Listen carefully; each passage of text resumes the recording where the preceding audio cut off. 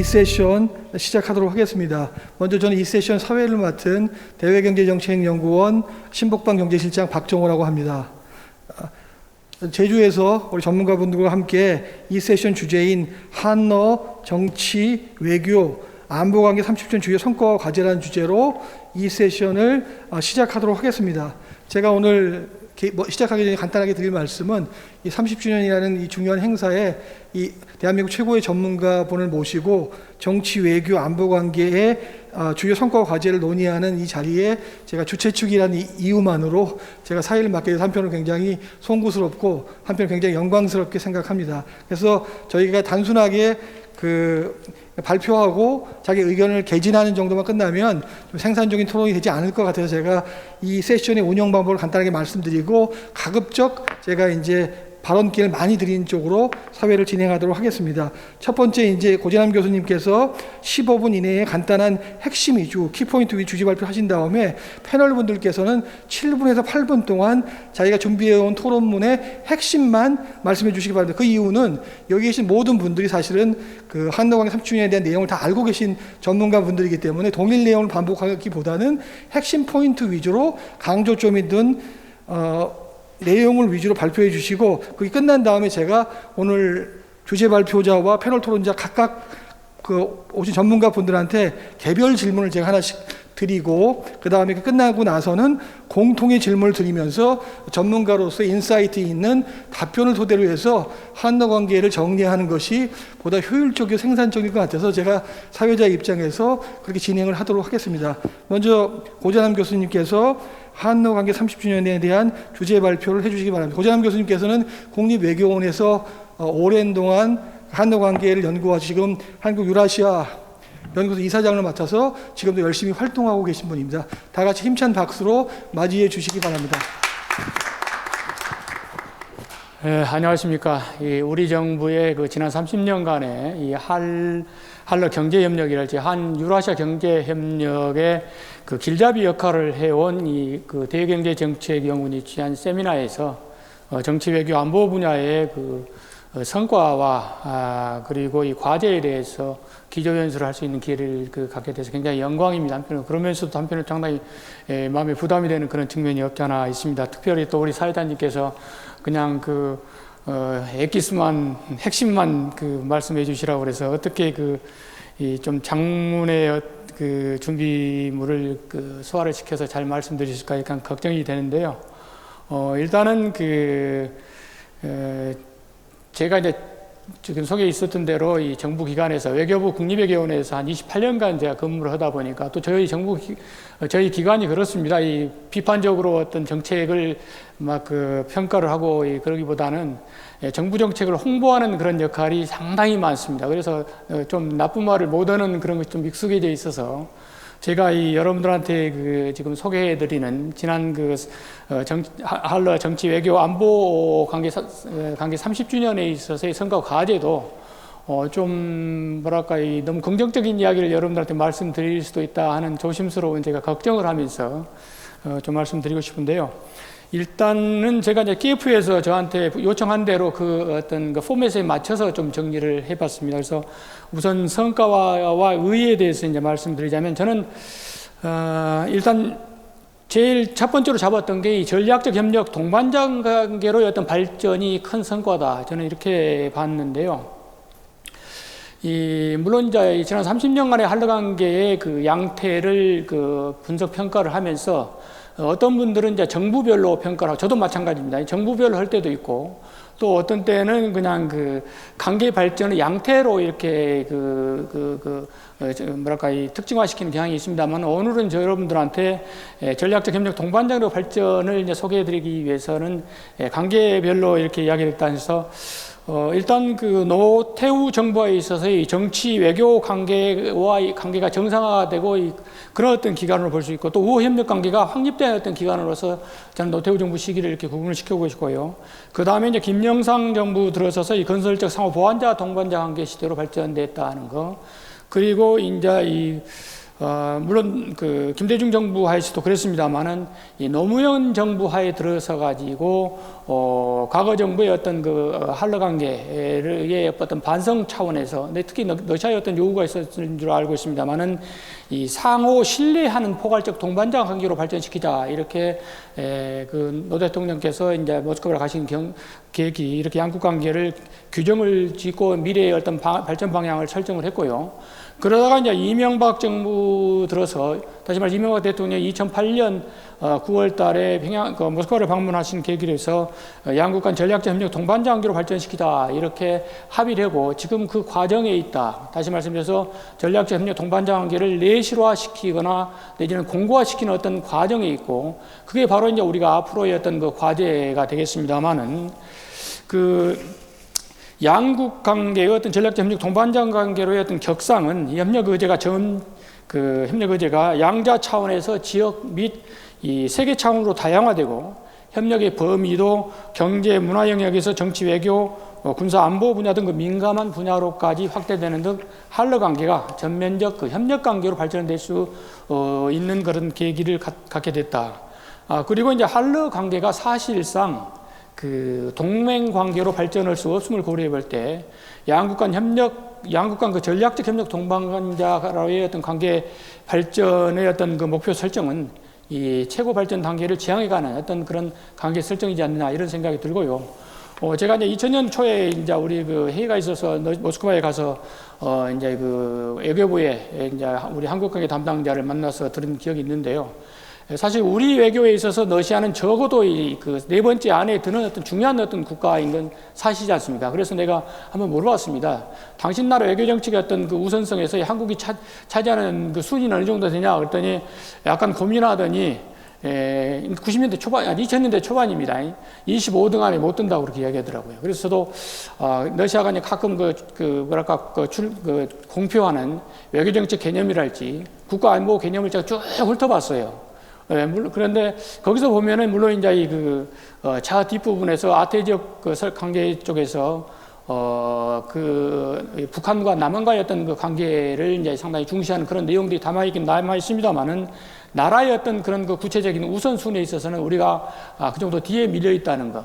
그게 무슨 이야기냐면, 상호 관계에서 우리가 더 다가가야지 우리가 얻을 게 많지, 그냥 물론 그 무슨 동등하고 평등한 관계 속에서 뭘 추구해서는 오히려 우리가 손해볼 수도 있다는 그런 어떤 생각을 제가 하게 됐었습니다.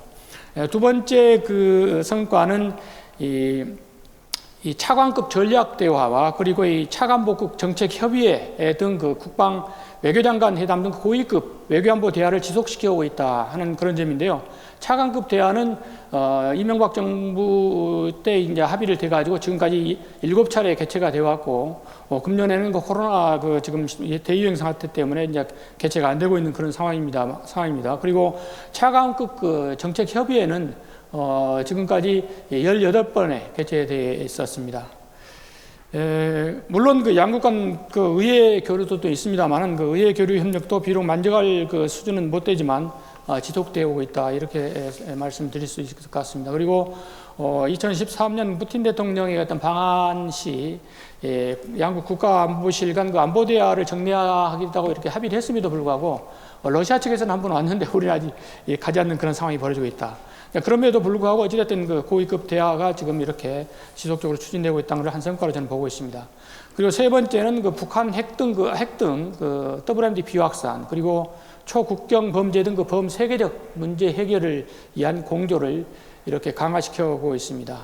이러한 공조는 그 지난 30여 년간 그 정상회담 물론 장관급, 차관급 등 그 고위급 회담 등을 통해서 한반도의 비핵화와 북한 핵 문제의 정치 외교적 해결, 그리고 다자간 협력체인 그 ARF랄지 APEC 등에서 긴밀히 그렇게 협력하기로 합의도 하고 또 협의도 하는 그런 어떤 성과를 그동안 거두었다, 이렇게 말씀드릴 수 있고, 북한 핵 문제의 경우에 있어서는 러시아는 그 육자 회담의 틀내에서 평화적으로 해결하기 위한 중재자적 노력을 기울여 왔고, 또 유엔 안보리 차원의 대북 제재도 적극 참여하고 있다, 이렇게 저는 일단 성과로 말씀을 드릴 수 있겠습니다.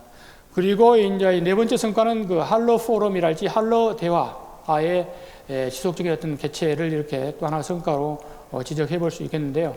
원래 할러 포럼은 그 95년에 한양대학교 그 당시에는 그 중소연구소입니다만 한양대 중소연구소와 한양대와 그동안 그 양자 그 학술회의를 지속해 오고 있는 이 극동 그 연구소가 이 제1차 할러 그 포럼을 개최해 왔었습니다. 그러나 여러분이 잘 아시는 대로 96년에 김영삼 클린턴 그 제주 정상회의에서 사자회담을 제안을 했었고 합의를 했었고 이 사자회담에서 러시아가 배제되면서 한러 양자 간 그 소위 말하는 갈등이 심화되면서 양국 간 그 외교관 그 정보 담당 외교관의 맞추방 사태도 발생하고 그런 상황 속에서 이제 이 문제를 해결하기 위해서 그 97년 예무장관 회담이 개최됐었고 그 공동선언을 채택하면서 할러 포럼을 외교부관 차원에서 이제 진행시키자 해가지고 이제 우리 한국에서는 국제교류재단이 이제 지원하고 최근에는 이제 한양대학교가 그거를 지금 주관을 하고 러시아 측에서는 외교 아카데미가 쭉 해오다가 또 러시아 측에서도 이 할러 소사이어티가 이제 구성이 되면서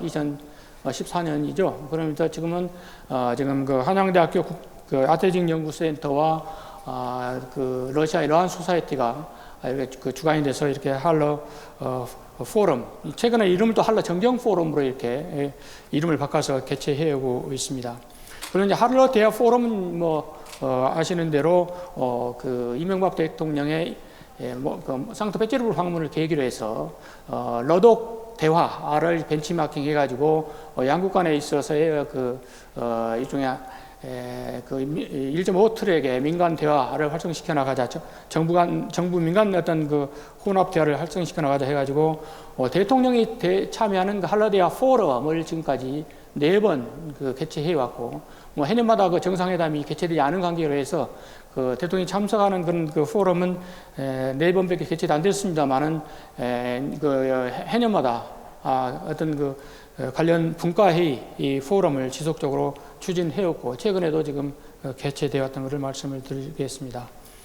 그리고 이제 지방협력 포럼이 앞서 말씀이 있으셨는데 지방협력 포럼이 외교부 주관으로서 그 2018년부터 지금 개최되고 있고 금년에는 사실 그 울산에서 개최될 예정이었습니다만은 이 코로나 대유행 사태로 해서 내년 6월로 좀 연기가 됐습니다. 그리고 이제 마지막 성과로 저는 그 단기 비자 면제 협정 체결도 우리 외교부가 거둬들인 큰 성과다 저는 이렇게 보고 있습니다. 2014년 1월부터 지금 이게 이제 그 실행이 돼서 아까 소개가 있으셨습니다만은 한 70여만 명이 지금 인적 교류가 있었고 올해 사실 코로나 대유행 사태만 없었으면은 100만 명 정도의 양국 간의 어떤 국민들이 오갈 걸로 이렇게 기대를 됐었는데 어쨌든 그렇게 그 목표했던 것은 저희들이 다루지 못했습니다. 참고로 말씀드리자면 그 한국은 1960년대 말부터 그 일반 여권에 대한 비자 면제 협정을 체결하기 시작했고 러시아는 65번째로 이 일반 여권 단기 비자가 면제된 국가입니다. 반면에 이제 러시아 경우에 있어서는 한국은 이 러시아가 일반 여권에 대한 비자 면제 협정을 체결한 이 OECD 국가 중 이스라엘, 칠레에 이어서 3번째 국가다. 아시는 대로 사실 러시아는 우리보다도 EU와의 어떤 비자 면제 협정을 우선적으로 추진했지 않습니까? 그런데 이제 거기가 진도가 나가지 않으니까 어떻게 보면 제 개인 생각입니다만은 우회 전략을 아마 폈던 것 같고, 그래서 이제 우리 한국과의 어떤 그 일반 여권 비자 면제 협정을 이렇게 쭉 추진하다가 그렇게 이제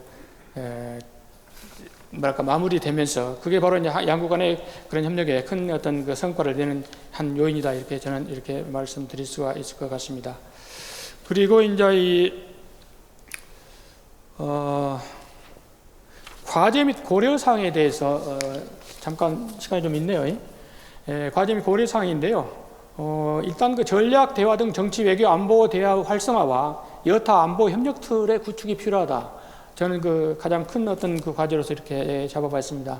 할러 전략대화가 이제 정기적으로 개최되고 있지 않고, 그래서 이런 그 전략대화를 정기적으로 개최할 필요가 있다.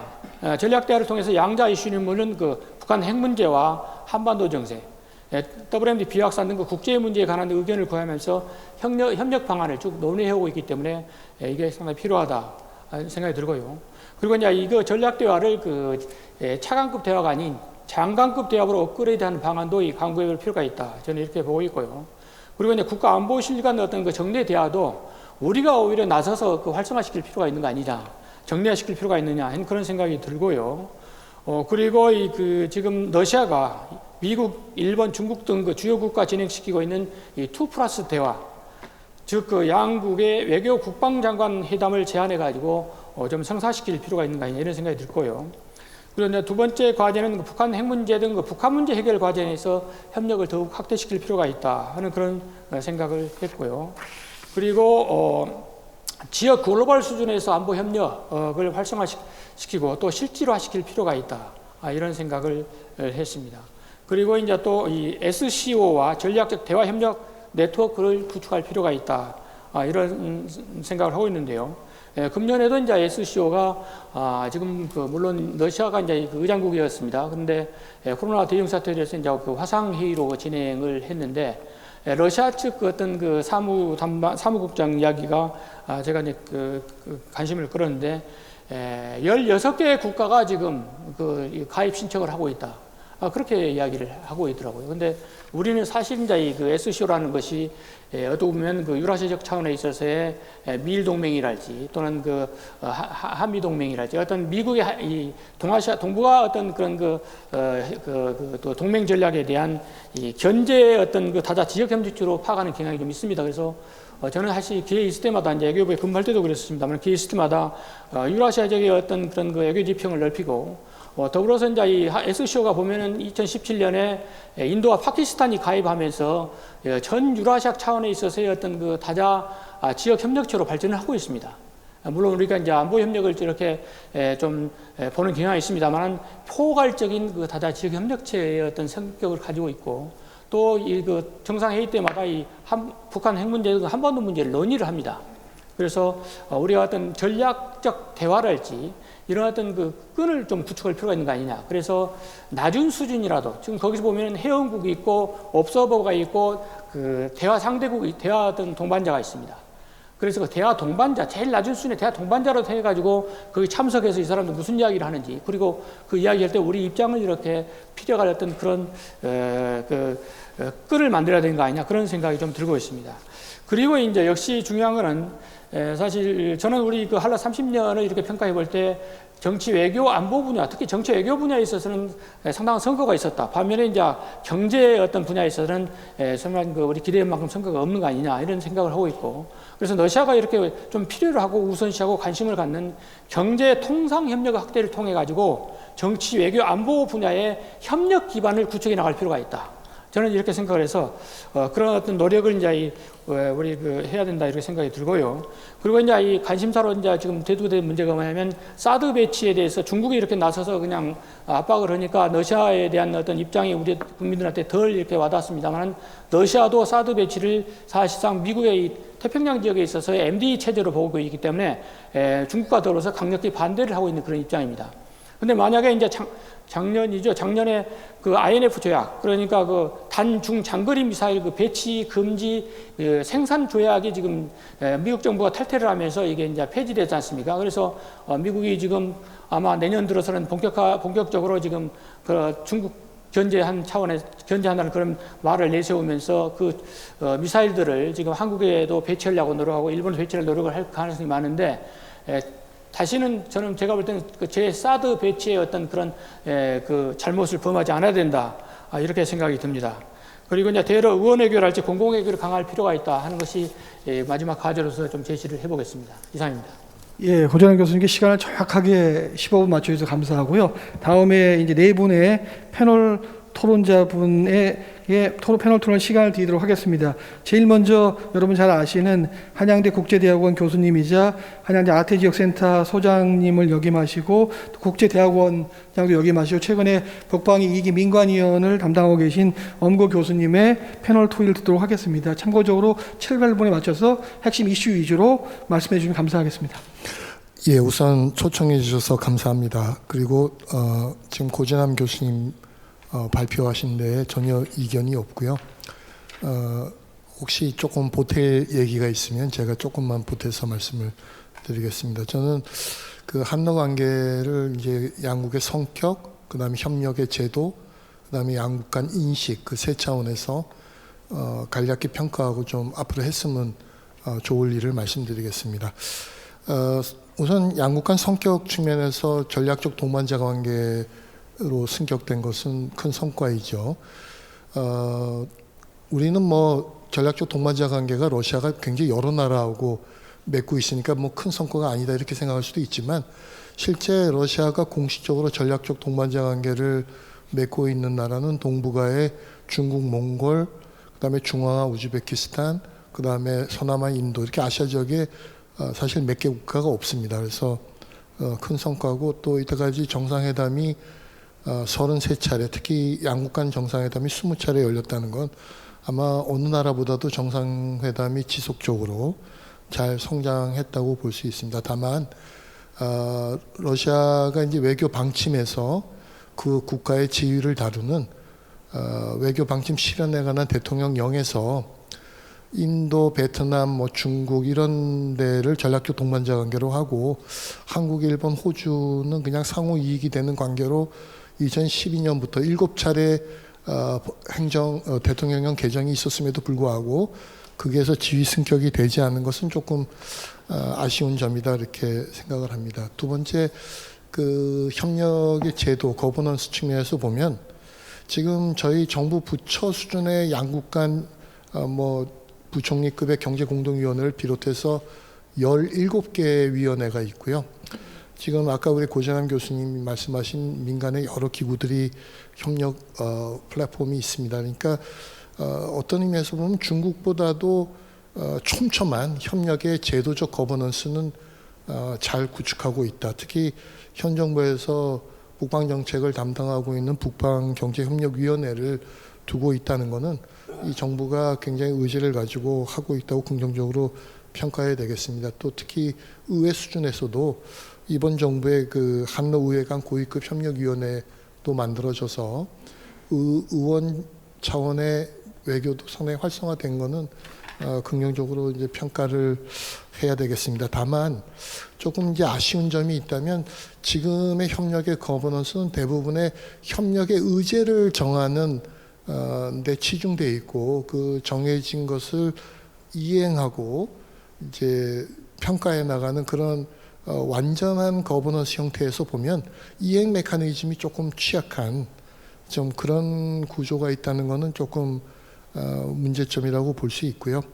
또 한러 지방협력 포럼이 만들어서 이제 지방 정부 수준의 이제 거버넌스가 확대된 것은 평가할 만한 일인데 그것이 너무 극동 지역 중심으로 만 형성되어 있다 하는 것은 좀 앞으로 개선이 필요해 보입니다. 상호 인식의 문제에서 보면 그 외국어 대학하고 그 러시아 부츠이엄이 공동 조사한 매년 조사한 설문조사 결과를 보면 좀 아쉬운 점은 한국에서는 여전히 대러 인식이 상당히 조금 부정적이다. 긍정적으로 생각하는 사람이 뭐 10여 % 정도밖에 없고 대부분은 뭐 잘 모르겠다 그렇게 생각하는 점은 좀 아쉬운 점이고 러시아는 이제 최근에 35%에서 한 43%까지 개선이 됐다. 그건 좀 긍정적인데 북한이 개선돼서 한 44% 수준이고 중국이 그보다 좀 높다는 점을 보면 인식에 있어서 조금 저희가 부족한 점이 없는 건 아니다 그런 생각이 듭니다. 앞으로 좀 했으면 하는 좀 방향만 몇 가지 말씀을 드리겠습니다.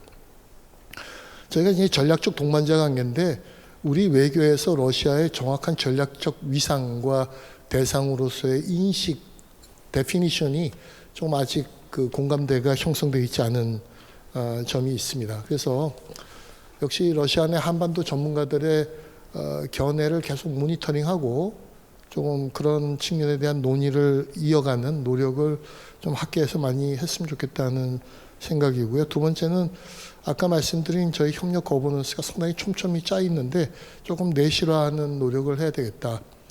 특히 이제 저희가 요새 협력 거버넌스에서 굉장히 중요하게 생각하는 것은 중간 조직입니다. 그러니까 정부와 민간을 이어주면서 민간이 정부에 조금 편하게 잘 다가설 수 있는 조직을 두는 것인데 그걸 중간 조직이라고 하는데 북방위가 좀 그런 중간 조직의 역할을 보다 좀 충실히 잘할 수 있으면 좋겠다 하는 거고 이행 메커니즘을 좀 충실히 하기 위해서는 역시 가장 최고 이제 협의 기구인 한러경제공동위원회하고 그다음에 청와대, 북방위 이런 좀 3자 협의체 같은 것이 형성되는 게 좋지 않을까 하는 겁니다. 그다음에 러시아의 이제 대통령이 참여하는 베체르 국동경제 포럼 또 블라디 동방경제 포럼에 아직 저희 양국 세션이 상설화되어 있지 않습니다.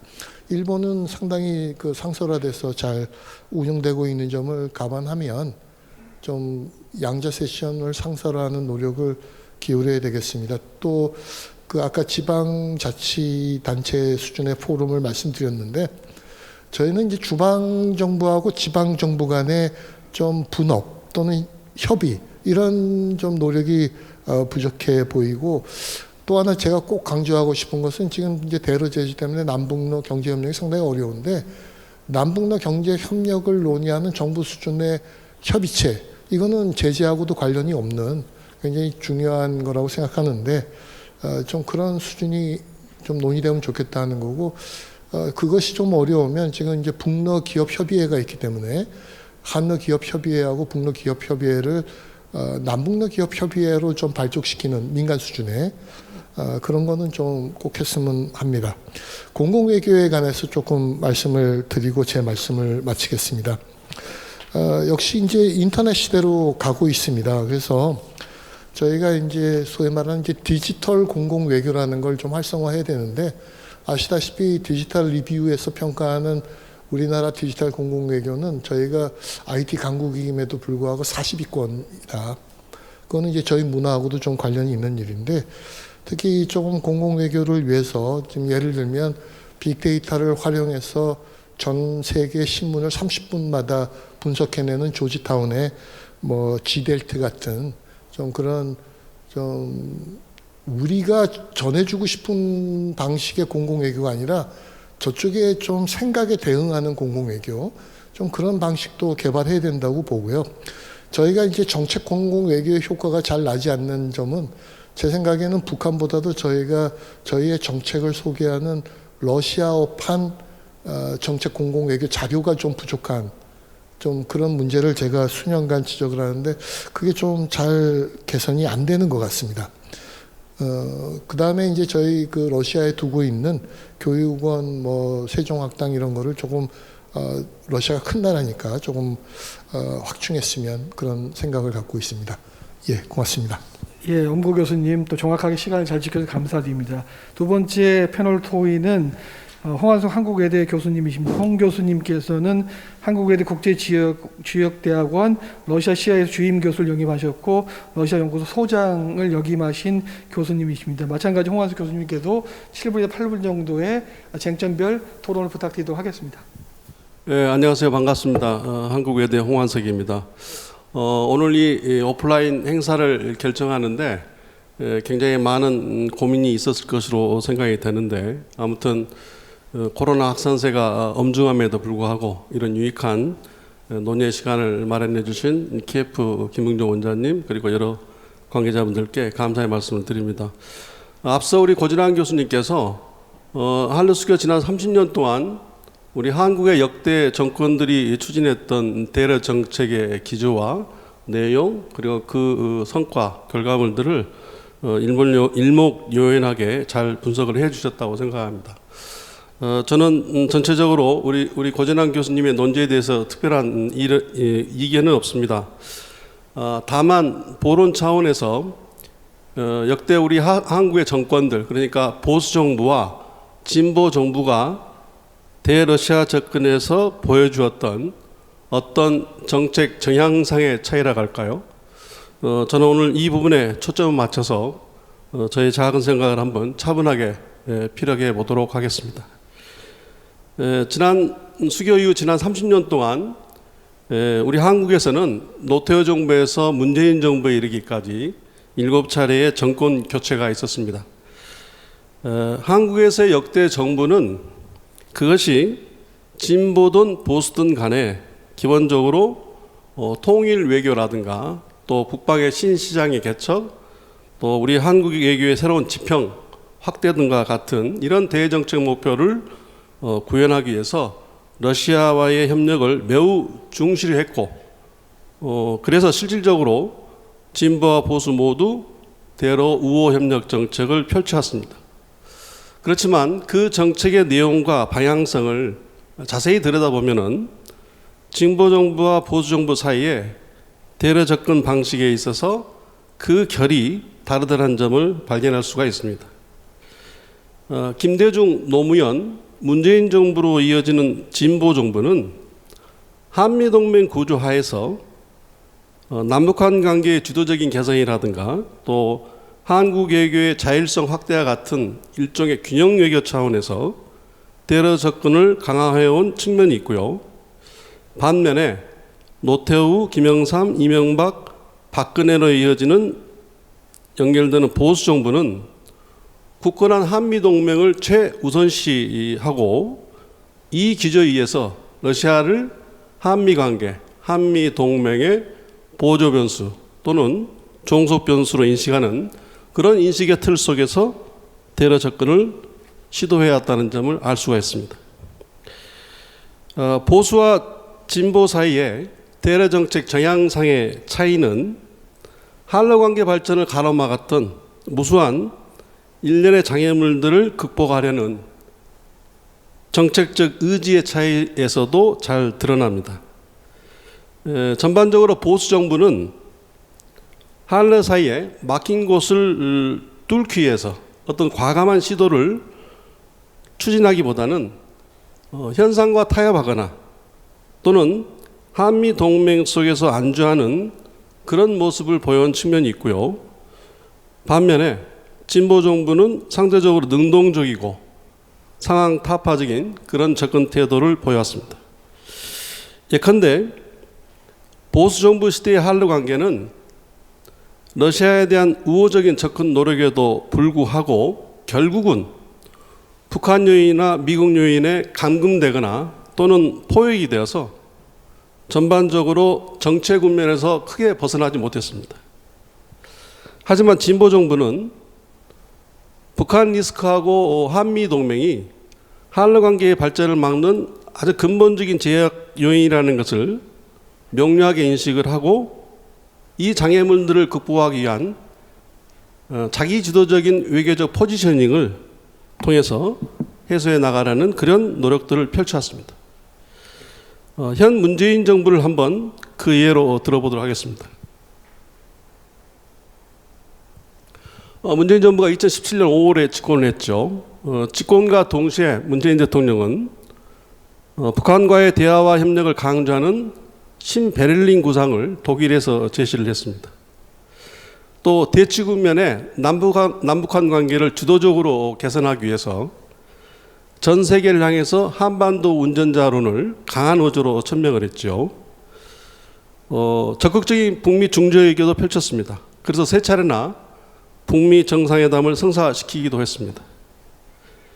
북한 핵 문제와 관련해서도 미국과는 약간 결이 다른 비핵화의 촉진제로서 대북 제재 완화론을 주장을 하면서 현 교착 국면에 북핵 위기를 해소하기 위한 다양한 외교적 노력들을 포기하지 않고 펼치고 있습니다.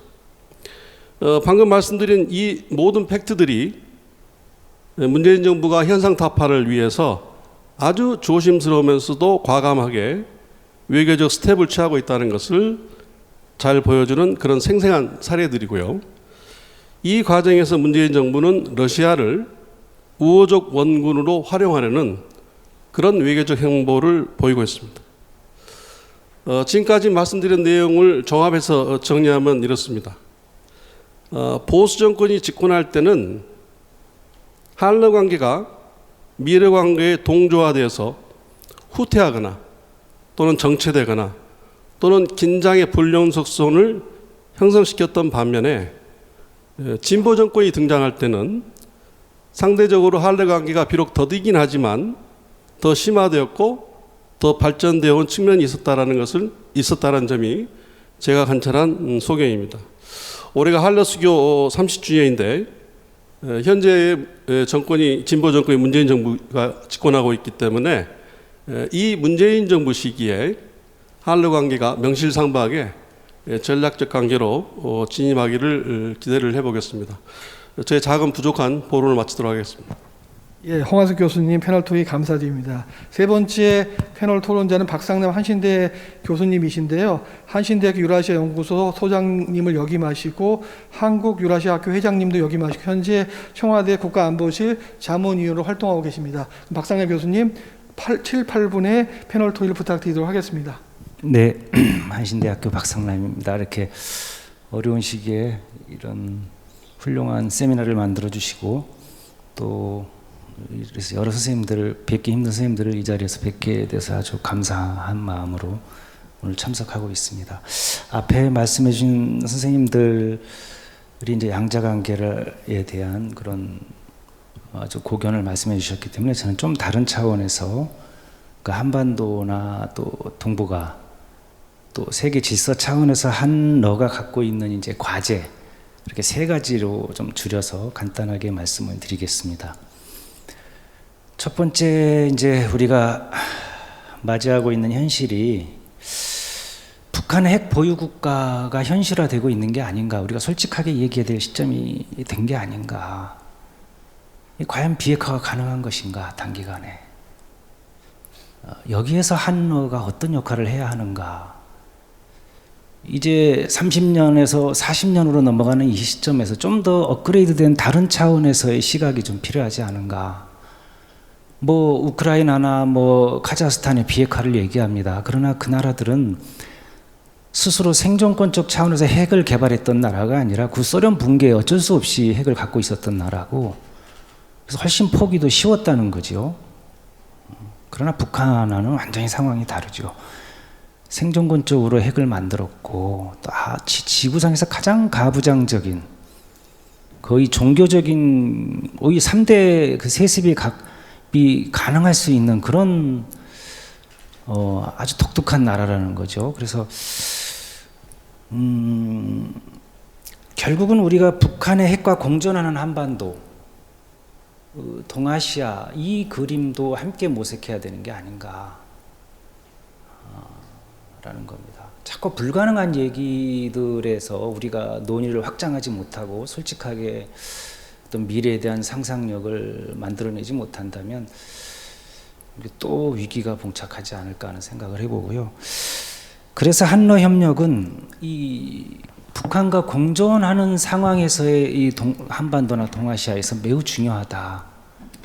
그 푸틴 대통령이 늘 강조했던 어떤 중재자, 완충자로서의 러시아의 역할, 그리고 한국과 러시아가 비교적 이해 충돌의 요소가 적다는 측면에서 어떤 한러가 동아시아의 공동 안보 다자 시스템에 좀 앞장서야 될 것이 아닌가, 뭐 이런 이제 고민을 하고 있습니다. 두 번째는 이제 이 동아시아에서 또 현실화된 것이 중국의 패권이 현실화되고 있는 게 아닌가. 동아시아 차원에서만큼은.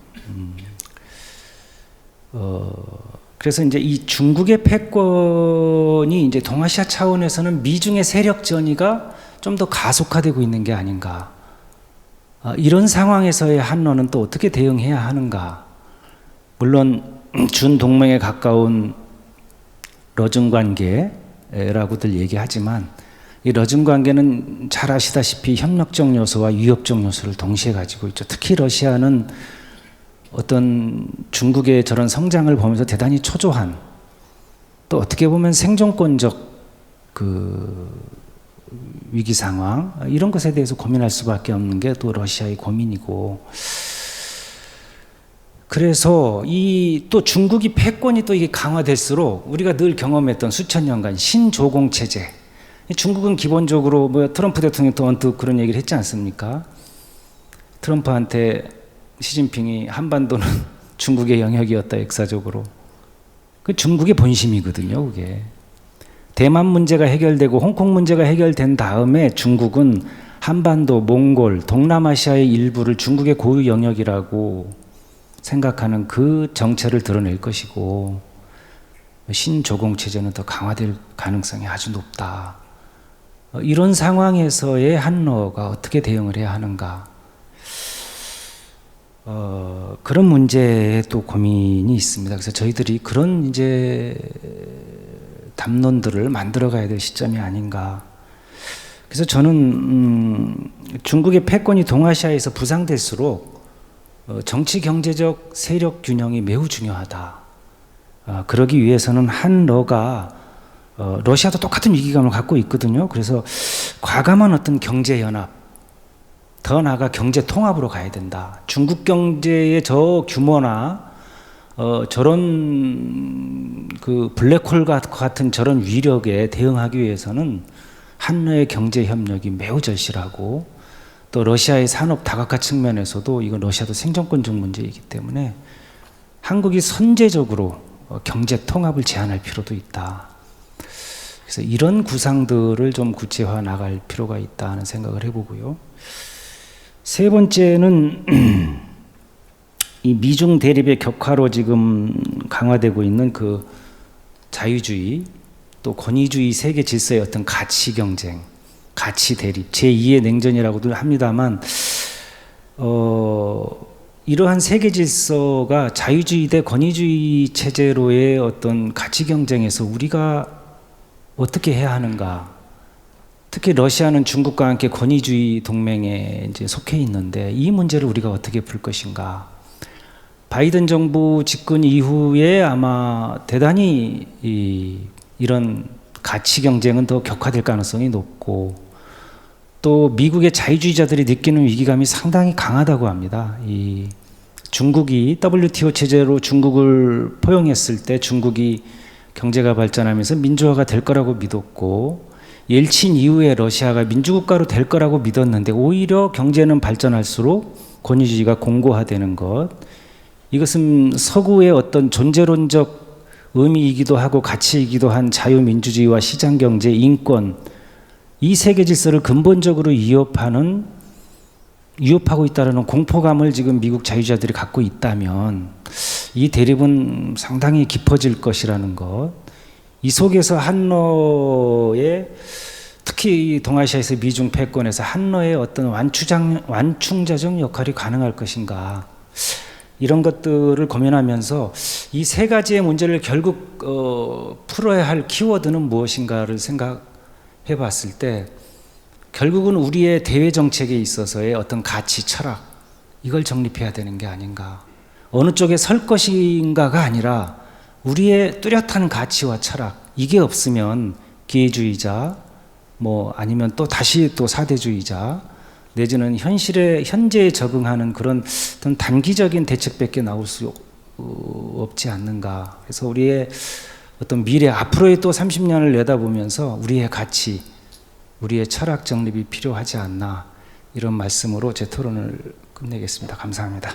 예, 박상남 교수님 패널 토론 감사합니다. 마지막 순서로는 그 유영철 한국국방연구원 책임연구원님께서 진행해 주시면 되겠습니다. 유영철 책임연구원께 대한민국 대표하는 군사 안보 분야 최고 전문가십니다. 그래서 그 분야에서 관계된 내용을 토대로 해서 패널 토의를 진행해 주시면 감사하겠습니다. 시간은 마찬가지 7분에 8분이니까 시간을 잘 지켜주시기 바랍니다. 예, 감사합니다. 방금 소개받은 한국국방연구원의 유영철입니다. 먼저 이런 기회를 주신 그 주최자 여러분들도 먼저 감사 말씀드리고요. 오늘 제가 말씀드릴 내용들은 오늘 그 고전함 교수님의 그 발표, 그리고 세 분 선생님들의 토론에 의해서 저는 한러 군사 협력 관계에 대해서 약간 보충하는 식으로 제가 말씀을 드리도록 하겠습니다. 지난 30년간 사실 한러 관계는 굉장히 급속도로 발전을 했었죠. 냉전의 벽을 오르고요. 그런데 군사 협력 관계는 초기에는 굉장히 우리한테 생소하지만 급진적으로 다가온 것도 사실이었습니다. 이때까지 적성국가로 여겨졌던 소련의 군인이 서울에 나타났다, 그 자체 하나만으로도 굉장히 쇼킹한 사실이었었죠. 그만큼 초기에는 한러 군사 협력이라는 그 자체가 신기하기도 했고, 어쩌면 이것이 새로운 평화로 가는 길일지도 모른다는 기대감도 상당히 컸던 것도 사실이었습니다. 수교 이후에 91년 9월 20일에 러시아가 서울에 무관부를 설치하고 대한민국은 91년 10월 1일 국군의 날을 맞춰서 무관부를 설치하게 됩니다. 이후 양국 간의 군사협력 관계는 상당한 진전을 이뤘습니다만 주로 주요 인사 교류부터 시작해서 방산협력까지 다방면에 걸쳐서 다양하게 진행되었던 것도 사실입니다. 이때까지 그 한러 국방장관 교류를 보면 한국이 한 방러가 6회 정도가 되고 러시아 국방장관은 방한이 3회 정도밖에 되지 않는다는 것이죠. 그리고 합참의장 그리고 총참모장도 몇 번씩 서로 상호 방문을 했던 사실이 있습니다. 그리고 실무자급 상호 방문은 굉장히 다장하게 이루어지고 있고요. 지금 정례적인 교류만 하더라도 연 45차례 정도 이루어지고 있습니다. 이거는 러시아 입장으로 봐서도 굉장히 대한민국에 특혜를 주고 있다라고 할 정도로 정례적인 상호 방문이 많이 있다라는 걸 갖다 말씀드리고 싶습니다. 두 번째로 말씀드리고 싶은 것은 한러 간의 방산 군수 협력입니다. 우리가 통상적으로 얘기할 때 군사 협력 관계의 꽃이라고 이야기하죠. 방산 협력. 주요 인사들의 교류. 그 이유로는 방산 군수 협력이 군사 관계의 꽃이라고 이야기하는 것은 방산 군수 협력이라는 게 단순하게 무역 정도로 수준에서 해석할 수 있는 것이 아니기 때문이죠. 실질적으로 방산 군수 협력을 통해서 거기에 안보 지형이 바뀔 수 있다. 그런 점이 있기 때문에 러시아로서도 상당히 중요한 포인트를 갖다가 차지하고 있다고 봐야 됩니다. 그런데 한국과 러시아가 비록 우리가 군사관계가 무르익어서 방산협력을 시작한 것은 아니었었지만 두 차례에 걸쳐서 불곰 사업을 성공적으로 끝냈습니다. 1차 불곰 사업에서는 우리가 T-82U 전차 그리고 BMP-3 장갑차 등 무기를 수입해 왔고요. 그리고 2차 불곰 사업에서는 무레나 공기부양정이라는 아주 그 세계에서 아마 공기부양정 중에서는 가장 큰 모델인 것 같습니다. 지금 인천 해경에 아마 지금 소속 배치되어 있는 걸로 알고 있는데요. 굉장히 효과적인 무기 체계 아니면 또 그 장비라고 이제 말씀드릴 수 있을 겁니다. 그러나 아쉽게도 3차 불곰 사업, 요즘 뭐 한러군사 기술 협력 사업이라고 이야기하는데요. 2010년에 가스면까지 거쳤습니다만은 현재는 지금 미실시되고 있습니다. 이런 점이 상당히 안타깝다고 말씀드릴 수 있겠고요. 이때까지는 경과에 대해서 잠시 말씀드렸습니다. 그러면 한러 군사 협력의 성과가 뭐였었느냐 하는 것이죠. 저는 가장 중요한 것이 우리가 한러 군사 협력의 목표로 삼는 것이 한반도에서의 전쟁 억제, 평화 안정, 군사 기술 및 방산 군수 분야의 협력을 통한 첨단 기술 도입, 이를 통해 상해 이해 증대 이런 쪽입니다. 이런 의미에서 본다 그러면 한러 군사 협력은 상당한 성과를 거두었다. 특히 한반도의 전쟁 억제와 평화 안정에 기여했다. 지금 여러 호사가들은 이야기하고 있습니다만 아직도 러시아 연방이 북한에 무기를 제공하고 있다라는 그런 의문들을 갖다가 가짜 뉴스를 갖다 퍼뜨리고 있기도 하고요. 그리고 얼마 전에 한 일간지에서 봤는데 미그 35기를 북한에 수출할 계획을 가지고 있는데 중국이 젠 계통의 그 비행기를 갖다가 싼 가격에 제공을 해서 러시아가 당황하고 있다는 이야기가 나왔는데 조금 좀 납득하기 힘든 기사다라고 생각합니다. 왜냐하면 미그 35 같은 경우는 거의 전략무기에 가까운 4.5세대의 전투 비행기인데 그걸 러시아가 북한에 제공할 수 있을까? 또 대북 제재가 지금 계속 압박을 가하고 있는 이 국제 상황에서 그건 저는 오버라고 생각합니다. 또 철저하게 러시아는 지금까지 경화 위주의 무기를 판매할 수도 있다라는 입장만 밝히고 있지 북한이 경화가 준비가 되어 있다 그러면 절대 무기를 팔지 않는다. 이건 제가 한 20여 년간 러시아 쪽 국방부 그리고 로스아바론 엑스포르트 쪽의 관계자들 만나면서 확인한 결과인데 러시아는 북한의 어떤 무기조차도 공유하지 않았다는 게 사실입니다. 이를 통해서 한반도의 어떤 안정이라든가 그 전력의 어떤 불균형 이런 것들을 계속적으로 어느 정도 이어갈 수 있지 않았나. 이는 한러군사 협력의 가장 큰 장점이다, 성과라고 이야기할 수 있겠고요. 또 한 가지 더 말씀드릴 수 있는 것은 이를 통해서 우리가 그 미사일 기술 개발에 있어가지고 상당한 성과를 거뒀다. 실제로 국방과학연구소에 계시는 분들이 예전에 그런 말씀을 많이 해주셨어요.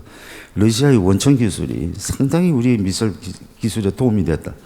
그랬는데 요즘은 뭐 약간 도움을 준 거는 사실이지만 그거하고 우리 거는 좀 다르다라는 평가를 내리시기도 하더라고요.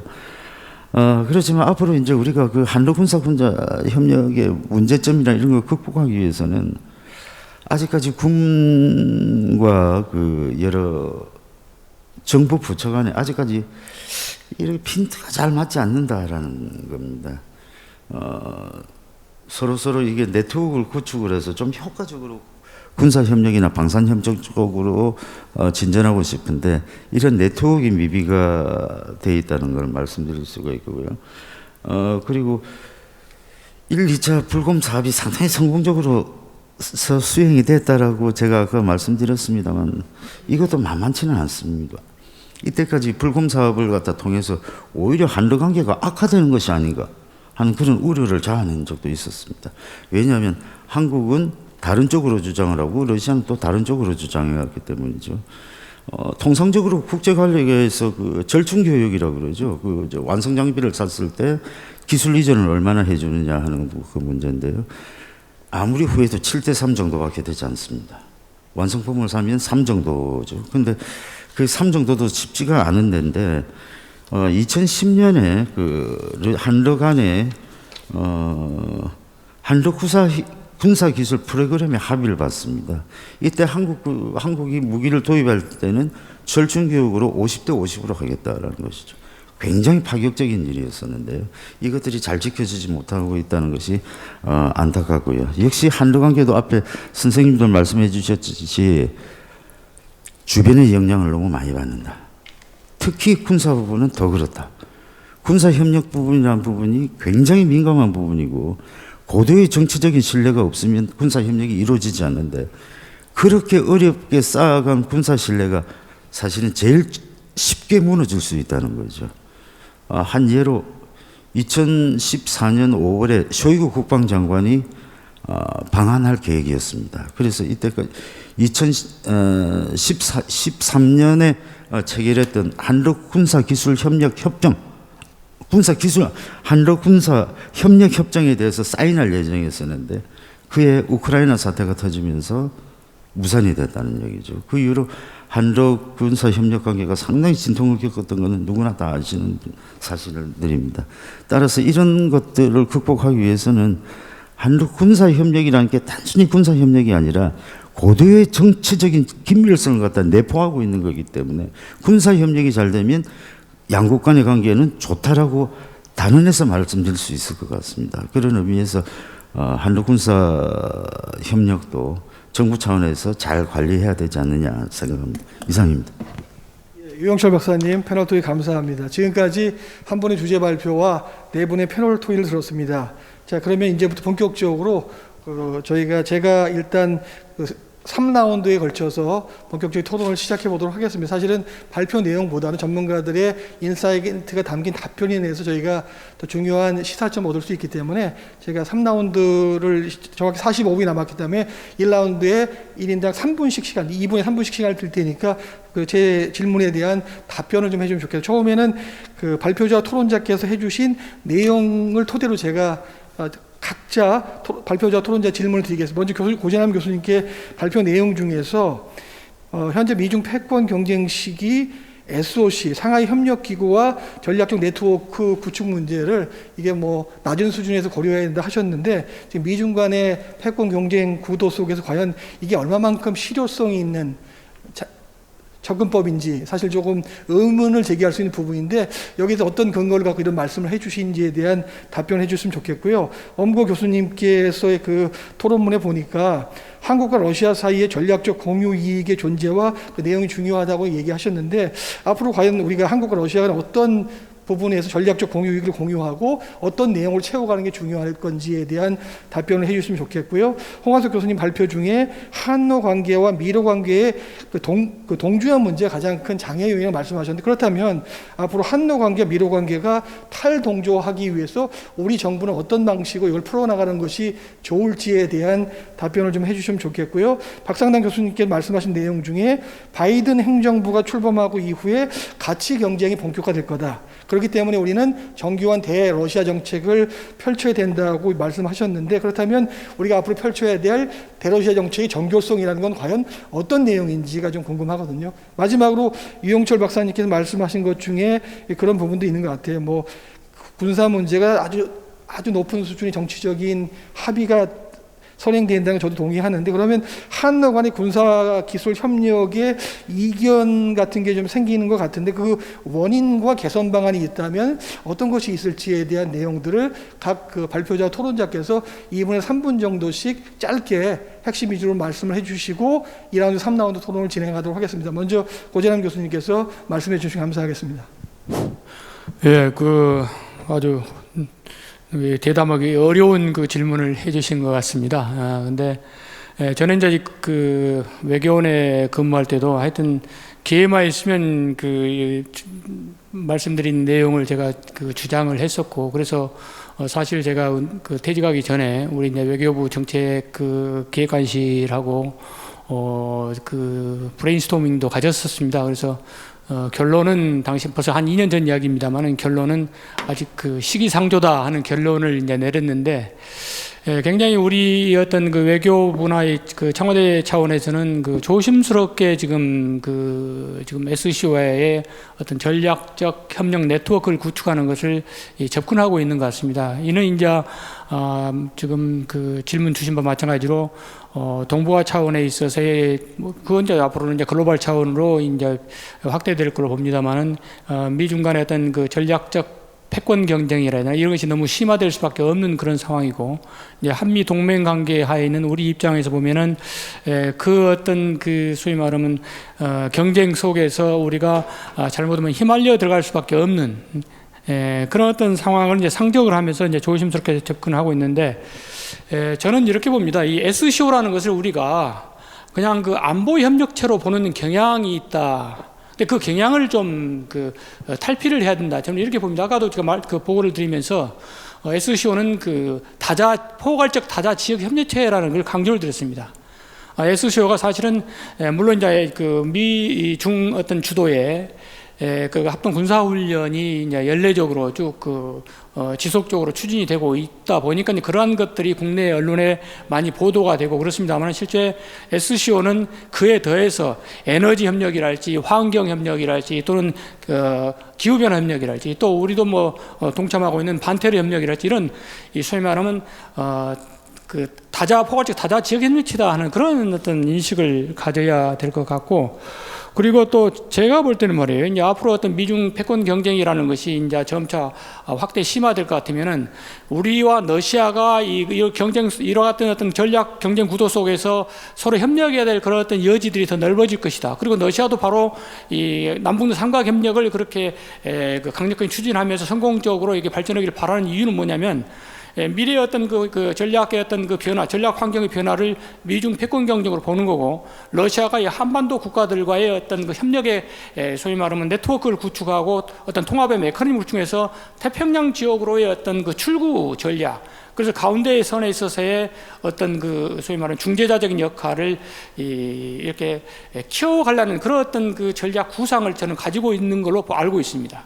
그래서 우리도 그런 전략 구성과 비슷하게 그런 어떤 속에서의 어떤 이런 유라시아 차원의 어떤 그런 어떤 그 전략 협력체에 동참을 하면서 한반도 문제 해결 과정에 있어서의 어떤 그 협조를 얻어내고, 그걸 바탕으로 해서 러시아의 어떤 협력 구도도 이렇게 좀 낮은 수준이지만은 점차 높은 수준으로 변화시켜 나가는 어떤 그런 정책을 추진을 하면서 우리 외교의 어떤 그 자율성을 좀 더 확대시켜 나가는 그런 노력, 전략, 이게 필요한 거 아니냐. 그게 바로 이제 SCO의 어떤 낮은 수준이라도 참여해야 될 필요가 있는 거 아니냐. 이렇게 저는 봤습니다. 예, 감사합니다.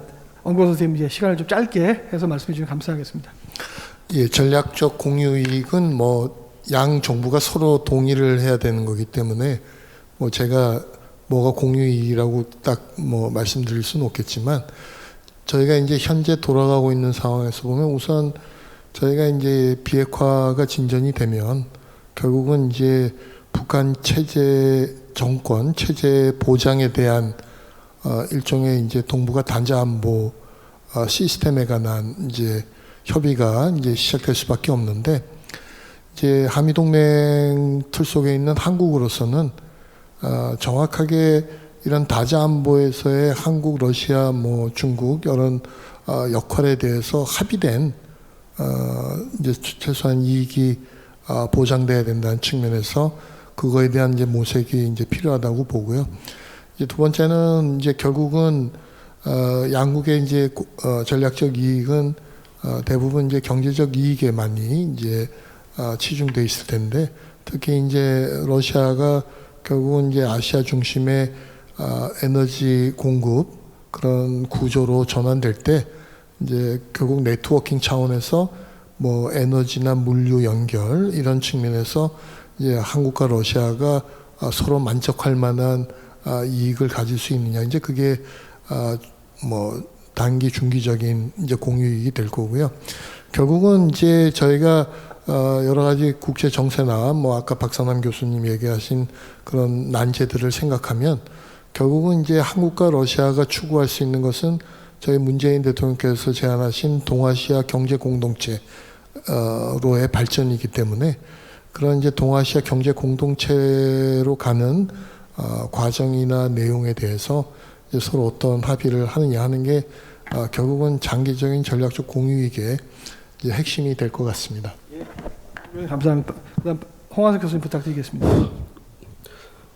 한러 관계가 한미 관계에 동조화되지 않으려면, 그러니까 탈동조화되려면 어떤 외교적 노력이 필요하냐라는 질문을 주셨는데 제일 어려운 질문을 주신 것 같아요. 제 수준에서는 참 답을 드리기가 쉽지 않는데 제 견해를 이야기하면 이렇습니다.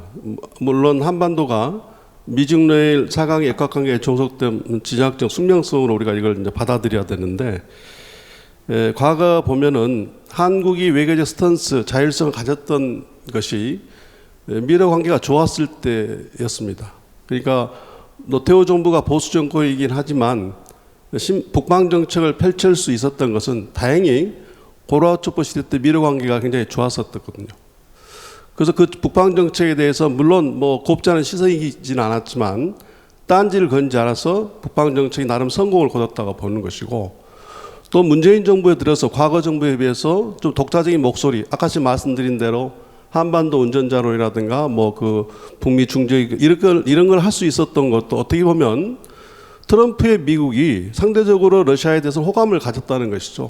저는 이런 요인 때문에 나름대로 어느 정도 이런 그 독자적인 목소리를 내는 게 먹혀 들어갔다가 보여지고요. 문제는 그 다음 바이든 정부가 출범하게 되면은 저는 이제는 중국 때리기보다는 러시아 때리기가 더 강화될 거라고 저는 생각을 합니다. 그렇게 되면 좀 미안한 죄송스러운 이야기지만 다음 정권 때, 그러니까 문재인 정부 후반 때 그리고 그 이후에 한러 관계는 굉장히 긍정적으로 나갈 거라고 보기는 어렵다. 오히려 더 어려운 상황에 처할 수 있을 것이라고 하는 생각이 듭니다.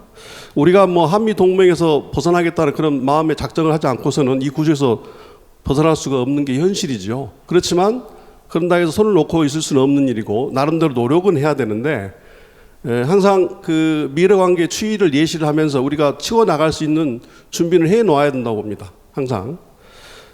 그럼에도 불구하고 우리가 대러 관계를 개선하기 위해서는 좀 연성적인 측면에서 노력도 좀 해야 될 것이다. 예를 들면은 2014년도에 박근혜 대통령이 그 60일 무비자 협정 같은 걸 또 체결을 했고, 그다음에 뭐 대러 제재에 가담하지 않은 것들도 노력되는 부분이었고, 그리고 정의화 그 국회의장님 때인데 그 한러 간의 국회의장 그 국회 협력을 통해서 유라시아 의장 포럼 같은 걸 형성했지 않습니까? 뭐 그런 노력들, 또 우리 엄구 교수님이 자주 옛날부터 이야기하셨지만 한러 지방인로 포럼들, 이런 것들, 그러니까 미국의 뭐 압력을 받지만 미국의 항력을 이양시키면서 할 수 있는 것들은 꾸준히 해 나가야 되지 않을까 하는 그런 생각입니다. 그래서 저는 좀 불길한 예감이 내년 1월에 바이든 정부가 출범하는데 러시아를 적으로 규정했거든요. 그다음에 중국은 전략적 경쟁자로 규정했습니다. 이 양국 관계를 규정하는 이 용어가 정책의 방향성을 제시해 주기 때문에 이게 굉장히 중요한 거거든요. 그래서 대러 관계는 분명히 신냉전이라는 용어가 맞을 것이고, 대중 관계는 전략적 경쟁 또는 헤게모니 경쟁, 그런 표현이 맞을 거라는 생각이 듭니다. 이 정도입니다. 네. 예, 박상남 교수님 답변 부탁드리겠습니다. 네, 그 우리가 북한 핵을 대단히 위협으로 보듯이 제가 그 미국 자유주의자들 바이든 정부는 경제적 이익을 손상하면서까지도 아마 이 가치의 위기, 자신들이 르네상스 이후에 이루어왔던 그런 정신사적 그 결과물로서 민주주의 인권에 대한 것들에 대해서 상당히 심각하게 바라보고 있는 것 같고, 그 위협이 이제 앞에 선생님들이 말씀하신 그런 이제 대중 대러 정책으로 연결될 것 같습니다. 이 상황에서 러시아도 그 미국이 적대시하는 하나의 권위주의 체제인데, 과연 이것을 우회하면서 우리가 어떻게 한러 관계를 정교하게 해나갈 것인가. 뭐 시간이 짧기 때문에 일단 앞에서 선생님들이 제안해 주신 그 정책 중에 한두 개라도 꼭 성공 모델을 만들어야 된다. MOU 체결로 만족하는 한러 관계, 립 서비스로 일관됐던 그런 측면이 또 없지 않아 있거든요. 많은 성과에도 불구하고. 그래서 더 한러가 결속될 수 있는 그 이념 대립을 우회할 수 있는 것들을 만들어야 된다. 이런 것이고요. 그런 속에서 어떤 디지털 실크로드 이제 예전에, 그리고 이제 앞으로 부딪혀야 될 문제가 지금 우리가 코로나지만 이 지구 기후 문제, 환경 문제가 심각한 이슈로 아마 부상할 겁니다. 이 부분은요, 체제의 경쟁, 이념의 경쟁을 뛰어넘는 인류 전체의 생존의 문제거든요. 이것이 저는 앞으로 세계 정치의 아주 가장 큰 이슈가 될 거다. 기후 문제 같은 거, 환경 문제. 이제 환경학자는 10년밖에 안 남았다고 하는데 지구를 살릴 수 있는. 그래서 저는 김대중 대통령이 글로벌 민주주의를 주창을 하신 적이 있어요. 글로벌 민주주의는 인간의 생명권뿐만이 아니라 자연의 생존권, 즉 식물과 동물의 생존권까지를 이야기했던 겁니다. 그리고 환경정책을 이야기했거든요. 이것은 우리가 이 대립, 첨예한 이념 경쟁을 우회하면서 우리의 철학을 정립할 수 있는 아주 많은 상상력과 우리 한국의 어떤 대외정책의 철학을 가늠할 수 있는 내용을 담고 있다고 생각합니다. 고맙습니다. 마지막 유영철 박사 부탁드리겠습니다. 예, 우리 사회자님께서 그 한러 군사 협력이 있을 때 한러 군 간에 어떤 이견이 있고 어떤 원인과 배경이 무엇이냐 질문을 해주셨는데요. 이건 사실 설명하고 싶었던 부분이었습니다. 제일 첫 번째 큰 것들이 아까도 제가 말씀드렸지만 한러 군사 협력 중에 그 방산 협력에서 우리가 처음에 사고 싶어서 산 건 아니었었거든요. 우리가 차관을 제공을 했고 그걸 갖다 상환받는 입장에서 상환받을 때 현물로 받겠다 해가지고 무기들이 들어오기 시작했었는데요. 따라서 그 무기들을 쓰는 엔드 유저들이 싫어했습니다. 첫째. 그러니까 협상을 해 나가는 과정에서 그 엔드 유저들이 상당 부분 반대, 트집 이런 것들을 많이 했었죠. 그럴 때마다 러시아는 사실상 조금씩 양보해 줬습니다. 제가 생각하기로도요. 그런 입장에서 저 처음에 있었고요. 그리고 두 번째는 미국 무기에 대한 선호도가 아직까지 우리 군에 대해서는 강합니다. 미국 무기가 정말 얼마나 좋은지는 저도 잘 모르겠습니다만 미국 무기가 우선이다 생각하고 또 새로운 무기에 대한 어떤 그 호기심이라든가 그걸 갖다 풀어보려고 한 의지도 박약합니다. 그런데 실제로 T-82U 탱크나 BMP-3 같은 경우는 진짜 그 무기계의 그 루이비통이라 할 수 있습니다. 명품 중에 명품입니다. 아마 그 텔레비 같은데 그 나오는 거 보면 BMP-3는 장갑차 중에 1등, 그 탱크는 예전에 T-34가 1등, 뭐 이런 식으로 계속 나오는데 T-82U 탱크 같은 경우도 당시로서는 굉장히 획기적인 무기체계였습니다. 탱크 중에서는요. 우리가 말하는 쇼버 같은 것들이 엄청 잘 만들어져 있었고, 우리가 유튜브에서 한번 찾아보시면 나올 겁니다. 이렇게 그 가로등을 해서 점프로 해서 그냥 땅에 쿵 떨어지고 바로 이렇게 전진하는. 그때 러시아에서도 T-82U 탱크 중에 수출용과 국내용이 있었는데 우리한테는 수출용을 줬다고. 그런데 우리는 러시아 무기에 대해서 여러 가지로 좀 딴지는 많이 그런 편입니다. 그리고 또 그 군인들도 약간 보수적인 기질이 있고요. 그리고 아까 우리 홍한석 교수님께서 너무 잘 말씀을 잘 해주셨는데 한미 동맹이라든가 이런 그 보수적인 이제 입장에서 볼 때는 러시아 쪽 무기를 갖다 쉽게 수용하기 힘들었다는 것이죠. 그렇다 그러면 우리가 정말 앞으로 한러 군사 기술 협력을 갖다가 이런 관점에서 떠나가지고 면밀하게 좀 정밀하게 한번 검토를 해보자. 과연 이게 우리가 필요한가 하지 않은가. 우리가 BMP-3라든가 T-82 탱크를 갖다가 가지고 오면서 탱크는 장갑차 부분에 있어서 우리 기술이 한 단계 업그레이드 된 게 사실입니다. 또 미사일 기술도 굉장히 우리가 러시아 원천 기술을 갖다가 도입한 것도 사실이고요. 이런 점에 봤을 때 서방에서 알려주지 않는 군사 기술에 대해서 제공해 줄 수 있는 국가는 전 세계에서 러시아가 유일하다는 것. 그거를 좀 우리가 먼저 좀 면밀하게 확인할 필요가 있지 않나 싶습니다. 이상입니다. 예, 감사합니다. 1라운드 토론을 마치고 이제 2라운드를 시작하도록 하겠습니다. 2라운드 때는 한 2분씩 정도만 시간을 드리겠습니다. 2, 3라운드가 있기 때문에 끝나고 혹시 시간이 조금 남으면 저기 플로어에 계신 분들한테 발언할 수 있는 기회를 한두 분 드리고 마무리하는 게 좋을 것 같습니다. 그래서 2분 정도씩 짧지만 핵심적인 말씀해 주셨으면 좋겠습니다. 두 번째 문제 제기는 그겁니다. 오늘 저희가 1세션부터 지금까지 30년에 대한 평가를 했었습니다.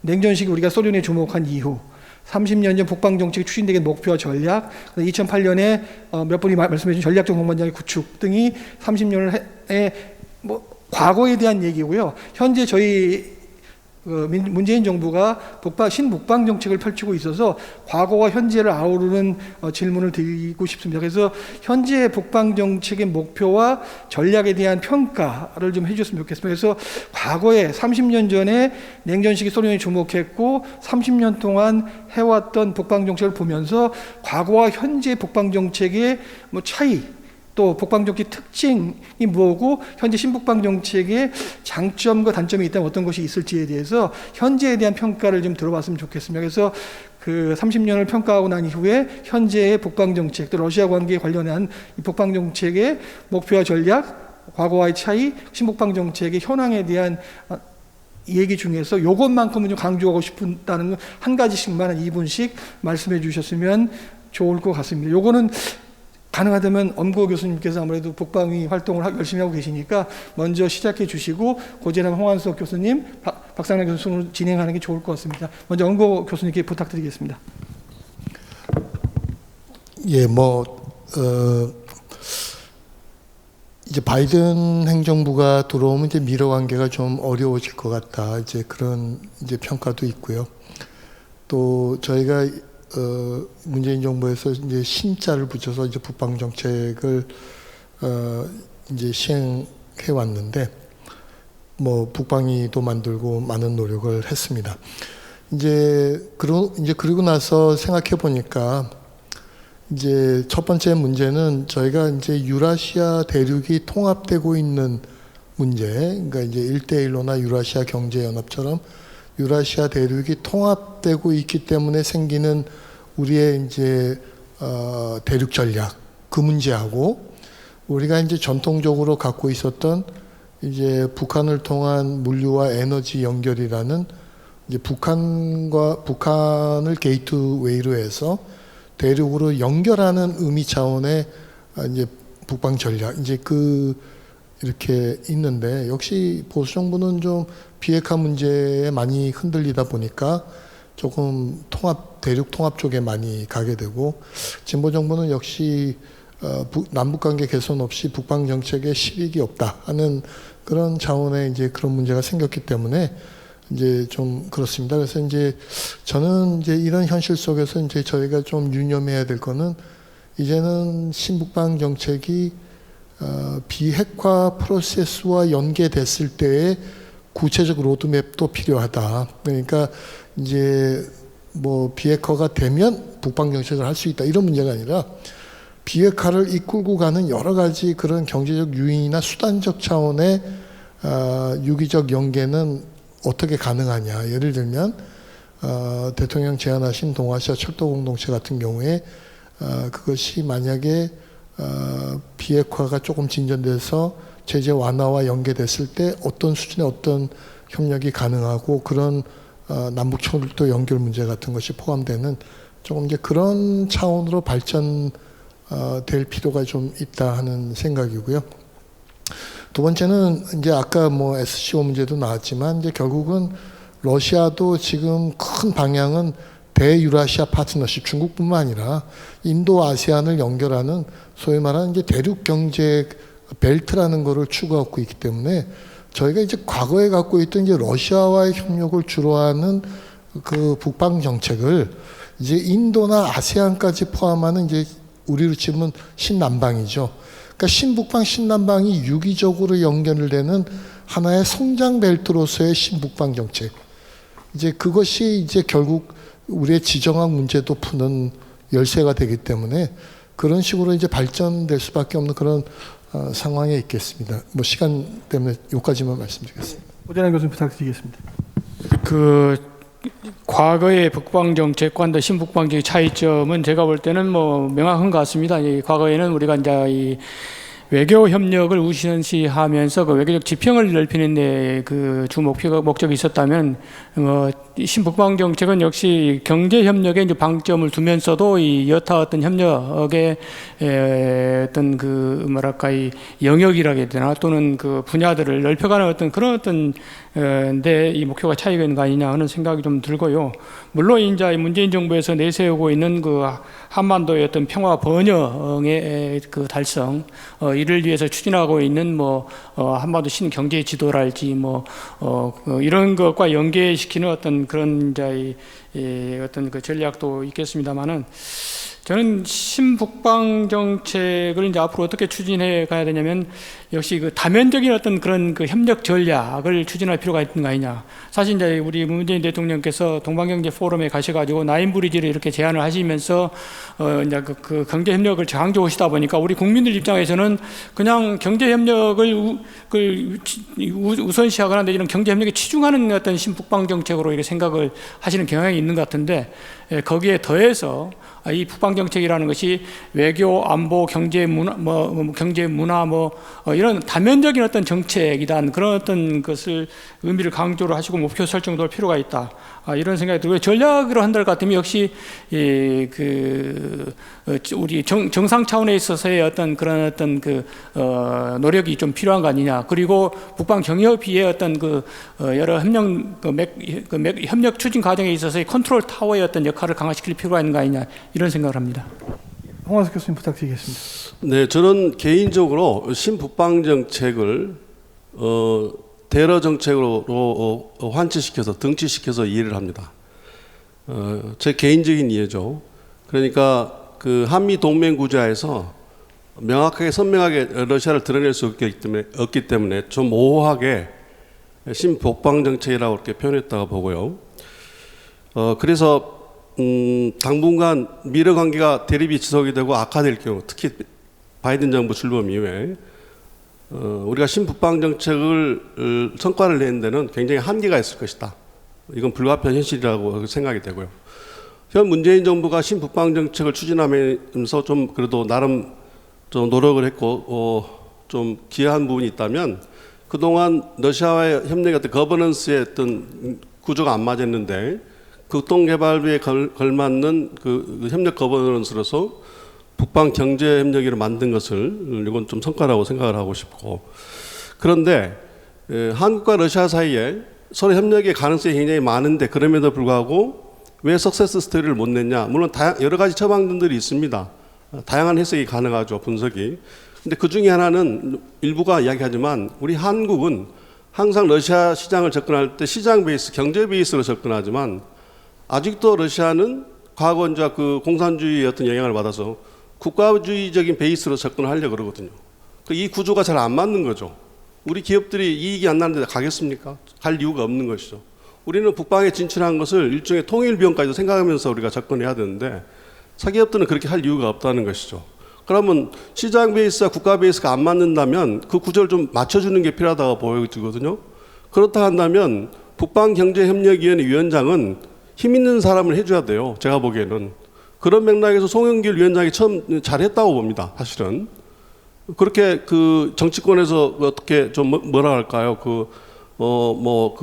다선 의원이기도 하고 여러 가지 영향력이 있기 때문에 뭐 직영부를 하든가 경제부, 외교부 다 이렇게 좀 영향력 행사할 수 있는 그런 힘 있는 위치가 있기 때문에 그런 구조화에서 뭔가 이게 협력의 수준을 맞출 수가 있지, 그렇지 않고서는 좀 죄송스러운 표현이긴 합니다만은 동북아 시대위원회처럼 그렇게 노력은 했지만 현실에 맞지 않기 때문에 별 빛을 보지 못하는 상황이었던 것처럼 북방 경제협력에도 그렇게 될 가능성이 굉장히 농후하다. 그런 생각이 듭니다. 그래서 북방경제협력위원장은 약간 러시아 스타일과 좀 비슷한 구조로 힘을 쓸 수 있는, 국가 베이스가 살짝 묻어날 수 있는 그런 구조를 만들어줘야만이 좀 성과를 낼 수 있지 않을까 하는 생각이 듭니다.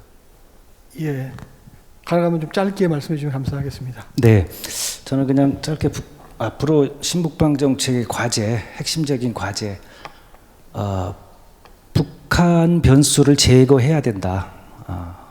북한 변수를 제거해서 러시아가 구축하는 유라시아 경제 가치 사슬과 한국이 구축하는 경제 가치 사슬, 이것의 적극적인 결합, 이것을 액티브하게 추진해야 된다, 이렇게 봅니다.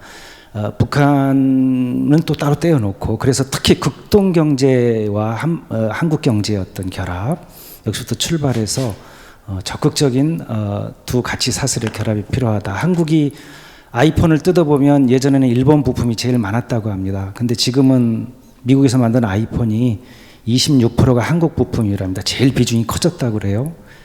세계 첨단 산업의 가치 사슬에서 한국의 비중이고, 한국이 G7에 지금 초대받고 있거든요. 상당히 자신감을 갖고 우리의 가치 사슬과 러시아의 가치 사슬, 그래서 중국과의 규모의 경쟁에서 경제적 세력 균형이 될 수 있도록 그런 큰 전략적 사고의 접근이 필요하다. 그게 신북방 정책의 과제다, 이렇게 봅니다. 이용철 박사님 부탁드리겠습니다. 예, 좋은 말씀 많이 저도 들었는데요. 우리의 현재 북방 정책이란 자체가 2014년 5월 유엔이 러시아를 제재하면서부터 굉장히 어려워지게 됐죠. 우리가 별로 뚫고 나갈 때가 별로 보이지 않는다는 말이죠. 특히나 군사 협력 같은 경우는 좀 더 심합니다. 그러니까 아까도 말씀드렸지만 쇼이구 장관이 방한이 무산이 돼버리고 지금까지 오지 못했다라는 것. 그리고 한러 군사 협력 협정이 MOU는 있었지만 어그리먼트가 아직까지도 체결되지 않고 있다. 혹시나 코로나가 없었으면 올 9월이나 10월쯤에 그때 러시아 외교관들이 블라디보스톡에서 동방경제 포럼에 푸틴 대통령이 참석을 하고 방한을 해서 쇼이구 장관이 대동을 해서 군사협력 협정에 사인을 할 수도 있을 것이다라는 희망적인 관측도 내놨습니다만 지금은 이제 코로나 때문에 다 그게 무산돼 버린 경우고요. 그리고 러시아 사람들이 하는 얘기가 푸틴 대통령은 꼭 거기 어느 나라를 방문했을 때 협정 사인을 하는 걸 좋아한다. 어떤 그런 건이 없으면 잘 방문하지 않는다. 그래서 사실은 정상회담 아젠다에 한러 군사협력 협정 체결 문제가 지금 가서명된 걸 정식으로 공표하느냐 마느냐 하는 것 같다 문제가 상당히 많이 토의되고 있다라고 이야기하는 것입니다. 그래서 그럼에도 불구하고 현재 국제사회가 러시아를 갖다 제재하고 있는 상황에서는 여러 가지 탈출구를 찾기가 힘든 것이 사실상 현실인 것 같습니다. 지금 작년 같은 경우에 러시아 지상군 사령관이 방문을 했는데 그 상당히 획기적인 일이었었습니다. 그런데 매스컴에서는 아무런 얘기도 안 했었죠. 여러 가지로 이제 그런 면이 있기 때문에 앞으로 아마 미러 관계가 힘들어지면 한러 군사 협력 관계도 더 힘들어지지 않겠는가.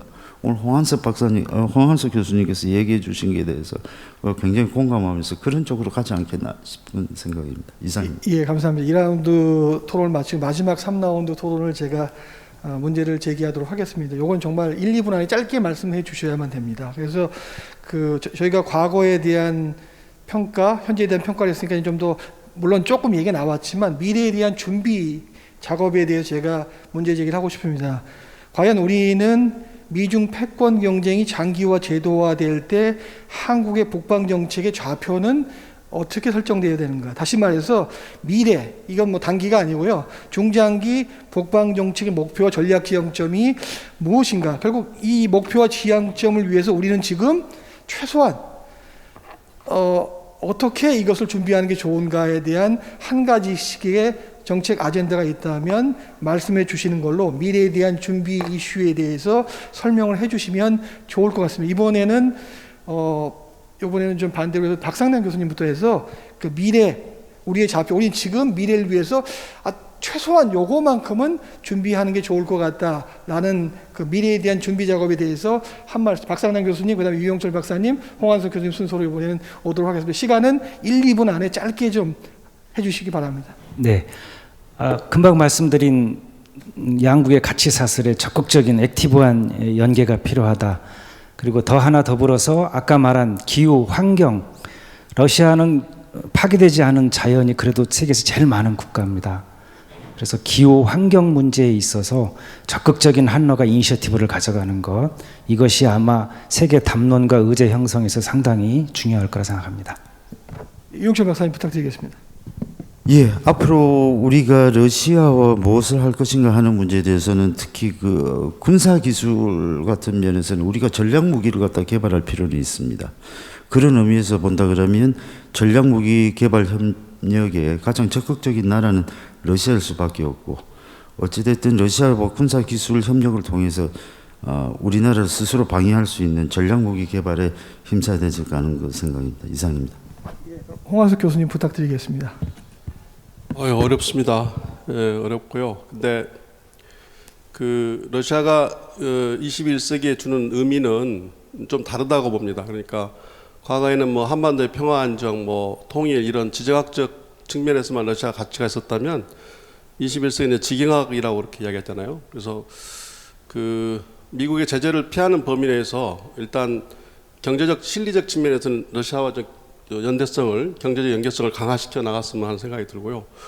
그거에 또 우리가 그 각성한 계기를 준 게 사드 배치로 중국의 경제 보복이 생겼었을 때 중국을 대신한 대안 시장이 필요하다는 걸 다 인식을 했는데, 그런 맥락에서 러시아와 경제적 연계성을 좀 강화시키는 노력이 있어야 될 것 같다는 생각입니다.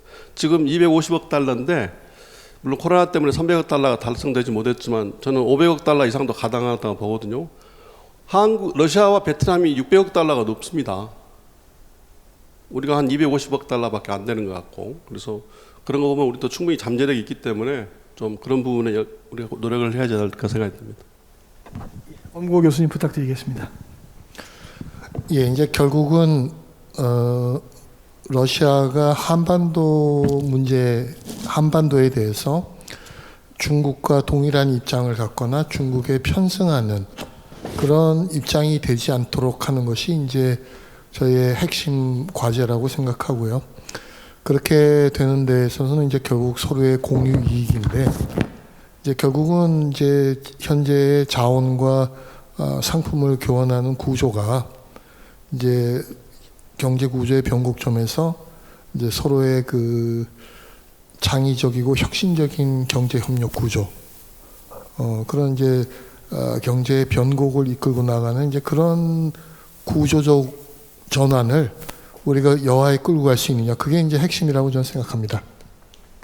이낙연 교수님 부탁드리겠습니다. 저는 그 미중로 삼각관계 차원에서 말씀 좀 드리고 싶은데요. 그 미국에 대항한 그 러시아와 중국의 전략적 어떤 협력, 연대는 저는 상당 기간 지속될 거로 봅니다. 어떤 측면에서 한 세대 정도는 가지 않겠냐는 생각이 들고, 그 과정에서 중국은 계속 부상하고 러시아는 뒤쫓아가면서 이 러시아가 아마 중국의 주니어 파트너 할 가능성이 굉장히 많다. 그래서 러시아도 그걸 굉장히 우려를 하면서 어떻게 보면 우리 한국이랄지 또는 남북한과의 연대를 통해서 힘겨루기 어떤 그런 그 외교 정책 내지는 외교 전략을 추진할 하지 않겠냐는 생각이 좀 들고요. 그런 어떤 러시아를 우리가 이제 활용을 하면서 러시아와의 어떤 우리의 어떤 여러 그 북방 정책 추진 과정에서 러시아는 제 핵심 협력 대상국이니까 이런 러시아와 어떤 외교안보 협력의 거버넌스를 새롭게 구축을 하거나 또는 그 활성화시킬 필요가 있다. 저는 이렇게 보고 있습니다. 예, 감사합니다. 시간도 잘 지켜주셔서 감사합니다. 지금 한 10분 정도 시간 남았는데 약속한 것처럼 이 플로어에서 정치 외교 안보 분야 30년 주요 성과 과제 중에서 이것만큼 제가 코멘트를 하고 싶다, 아니면 혹시 이것만큼은 여기에 질문하고 싶다는 점이 있으면 한 2분 정도만 받아보도록 하겠습니다. 혹시 생각이 있으신 분들 이렇게 손을 들어서 표시해주면 뒤에서 마이크를 갖다 드리도록 하겠습니다. 혹시 코멘트나 혹시 질문 있으시면 해주시기 바랍니다. 없으신가요? 예, 강태호 기자님. 예, 좀 포괄적인 질문 하나를 어떤 분이 답을 해야 될지 잘 모르겠습니다만, 제가 30주년 이 한러 관계를 보면서 좀 본질적으로 느끼는 부분이 우리 홍한석 교수님께서 말씀하신 한미 동맹하고 한러 관계가 동조 관계에 있는 부분들이 잘 될 때도 동조 관계에 있었다라고 저는 생각이 들고요. 그러니까 아버지 부시 시대에 미국의 러시아 정책과 우리 북방 외교가 일치됐기 때문에 잘 된 것이지 우리가 독자적으로 그런 부분들을 만들어간 게 아닌데, 바이든 시대 또 우리 고전환 교수께서 얘기하셨듯이 이 미중러 관계가 중러가 협력하고 미중이 대결하고 또 미러 관계가 악화되는 이런 구도 위에서 동맹이라는 문제를 어떻게 보느냐에 대한 관점 없이 우리가 한러 관계를 잘 만들어갈 수 있을까에 대한 의문이 있습니다. 이 부분에 대해서 우리가 동맹이라는 문제를 제외해 놓고 한러 관계를 얘기할 수 있느냐, 저는 그런 의문을 좀 던지고 싶은데 좀 피해가고 있는 게 아닌가, 우리 러시아를 얘기하는 분들이. 그 부분에 대해서 좀 더 명확한 입장이 있어야 되고, 외교의 중심에 서 있는 부분들이 동맹을 중시하면서 국방정책을 얘기한다 그랬을 때 그게 공안 얘기가 아닌가라는 저는 생각을 하고 있습니다. 그에 대해서 어느 분이라도 의견을 좀 말씀해 주셨습니다. 조금 생각할 시간을 드리겠습니다. 혹시 한 분 더 추가로 그 코멘트나 질문 있으시면은, 예, 대사님 부탁드리겠습니다. 저기 마이크 좀 전달해 주시기 바랍니다.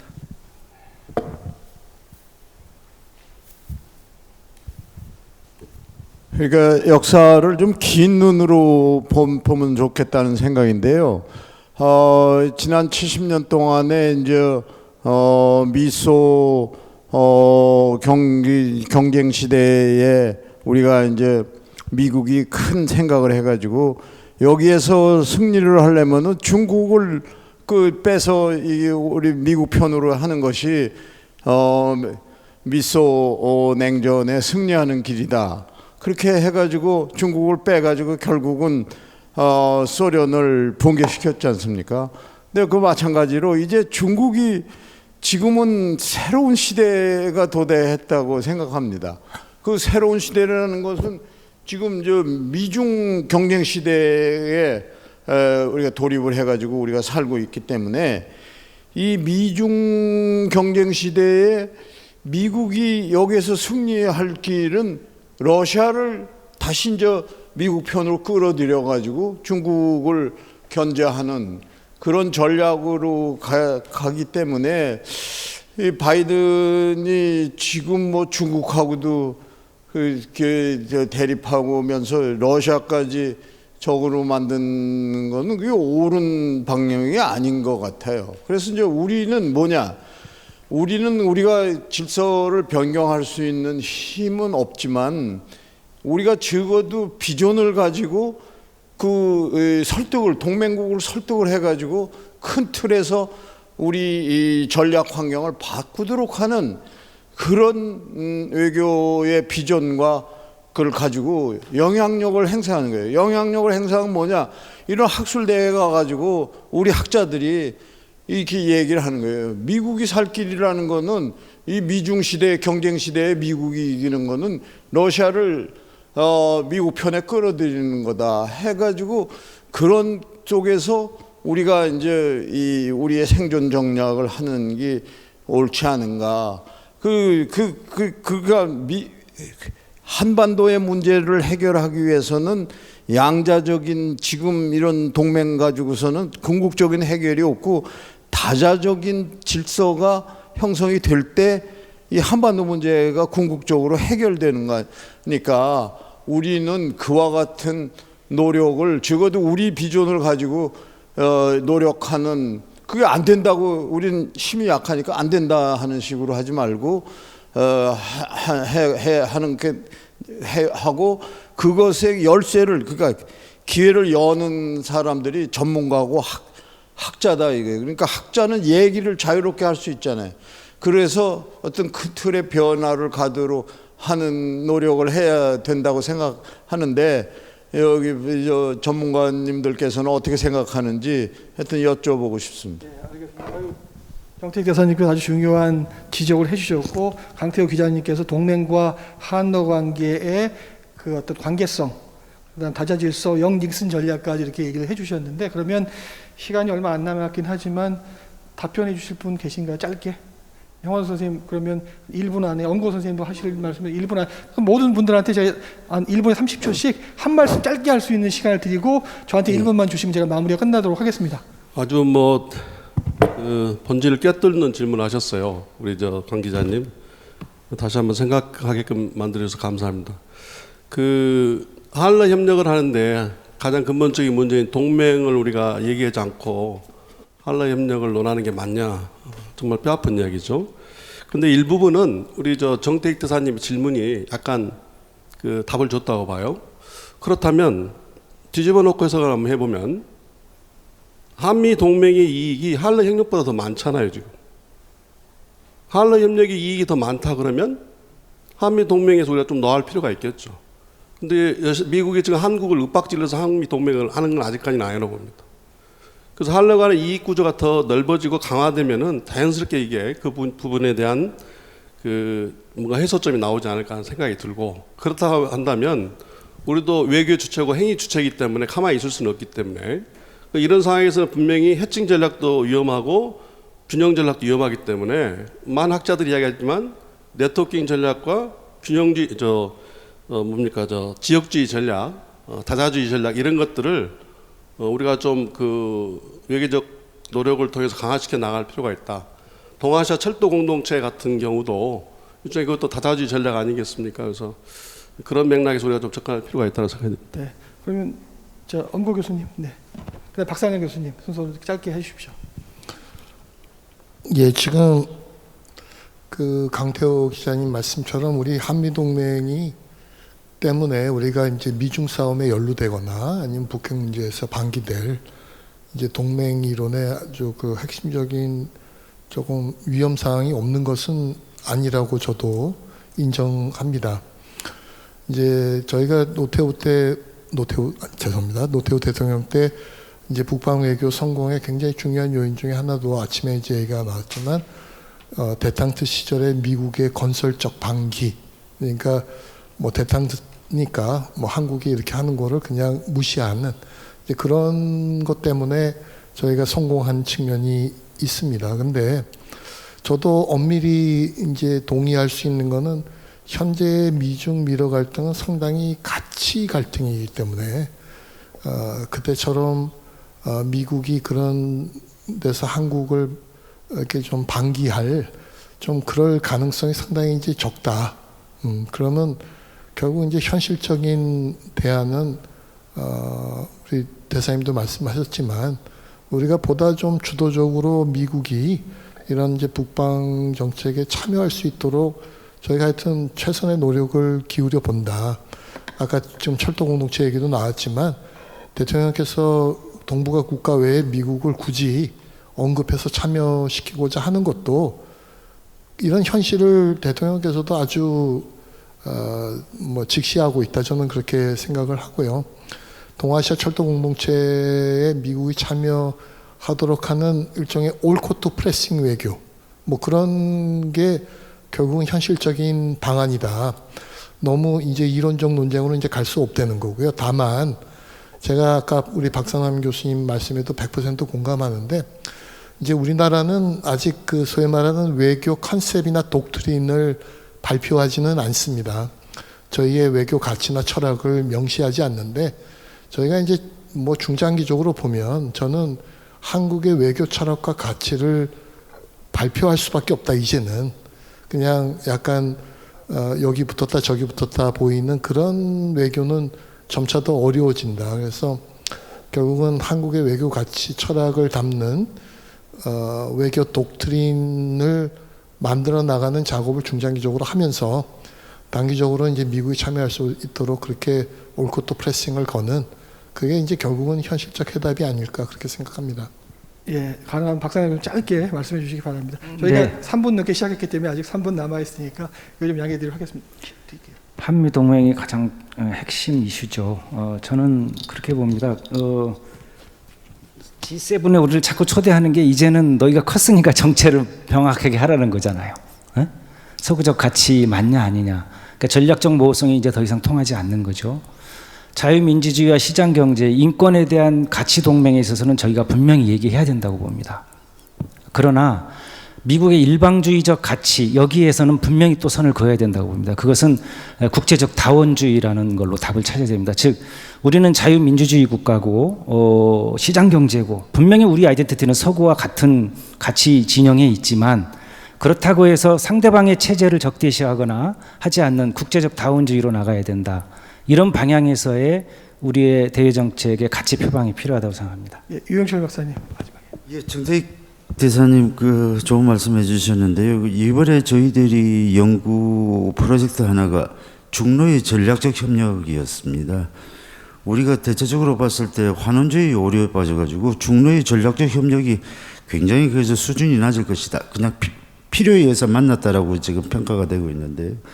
실제로 그런 환원주의 오류에서 벗어나야 된다고 생각을 합니다. 그래서 역설적으로 영 닉슨 독트린이 가능할 것인가, 미국이 러시아를 갖다 끌어들여서 중국을 갖다가 견제하는 데 사용할 것인가 하는 문제.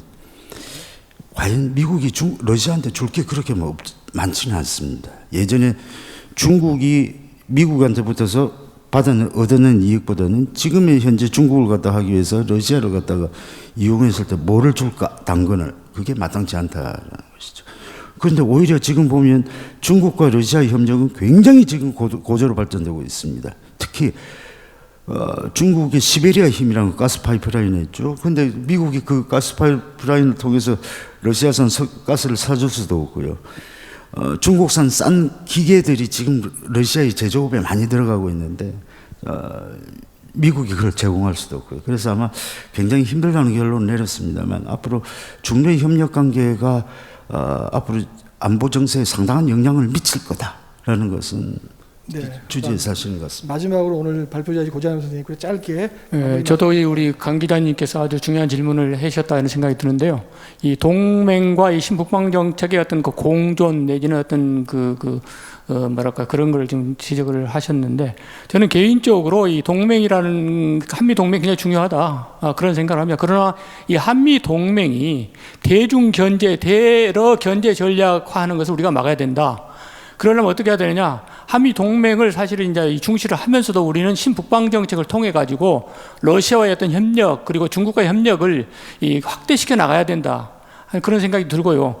또 사실 지금 이제 우리가 뭐 여기 북방 군사 전문가가 있습니다만은 이 남북 관계, 남북 군사력 차원에서는 제가 잘 모르는지 모르지만 남북 군사력 차원에서 북한이 핵을 제외한 재래식 군사력에 있어서는 우리 한국이 월등히 나는 강력하다는 그런 믿기 때문에. 북한 핵이라는 것이 북한 어떤 김정은 정권의 생존 전략이지 남한을 위해서 남한을 위해서 쓰기 위한 그런 전략이 아니다 하는 그런 차원이 들어서 다시 말씀드려서 한미 동맹이 그 어떤 대북 차원에서는 좀 유용성이 있더라도 이거를 대러 어떤 견제 차원에서는 유용성을 갖지 않도록 우리가 노력해야 되고 그게 바로 이제 신북방 정책이지 않느냐를 생각합니다. 예, 감사합니다. 먼저 죄송한 거는 제가 계획된 시간보다 1분을 더서 죄송한데 제가 하고 싶은 얘기 있었지만 저는 줄이고 어쨌든 발다이 포럼식으로 저희가 새로운 방식으로 해서 좀 제가 좀 긴장도 시켜드리고 이렇게 불편하게 된 게 죄송하고요. 어쨌든 여러 전문가들과 함께 한러 관계 정치 외교 안보 분야의 내용을 논의했고 다음에 또 기회가 있으면 이런 걸 토대로 해서 저희가 한러 관계의 새로운 발상의 전환 새로운 정책 방안을 만들어서 30년 전에 냉전 시대에 아무리했던 선배님들의 그 위대한 노력들이 한러 수교를 가능하게 했던 우리도 새로운 방식의 접근이 필요한 시기라고 생각하면서 이상으로 2세션 마치고 우리 20분 쉬었다가 경제 세션 넘어가도록 하겠습니다. 감사드리고 이것을 마치도록 하겠습니다. 감사합니다.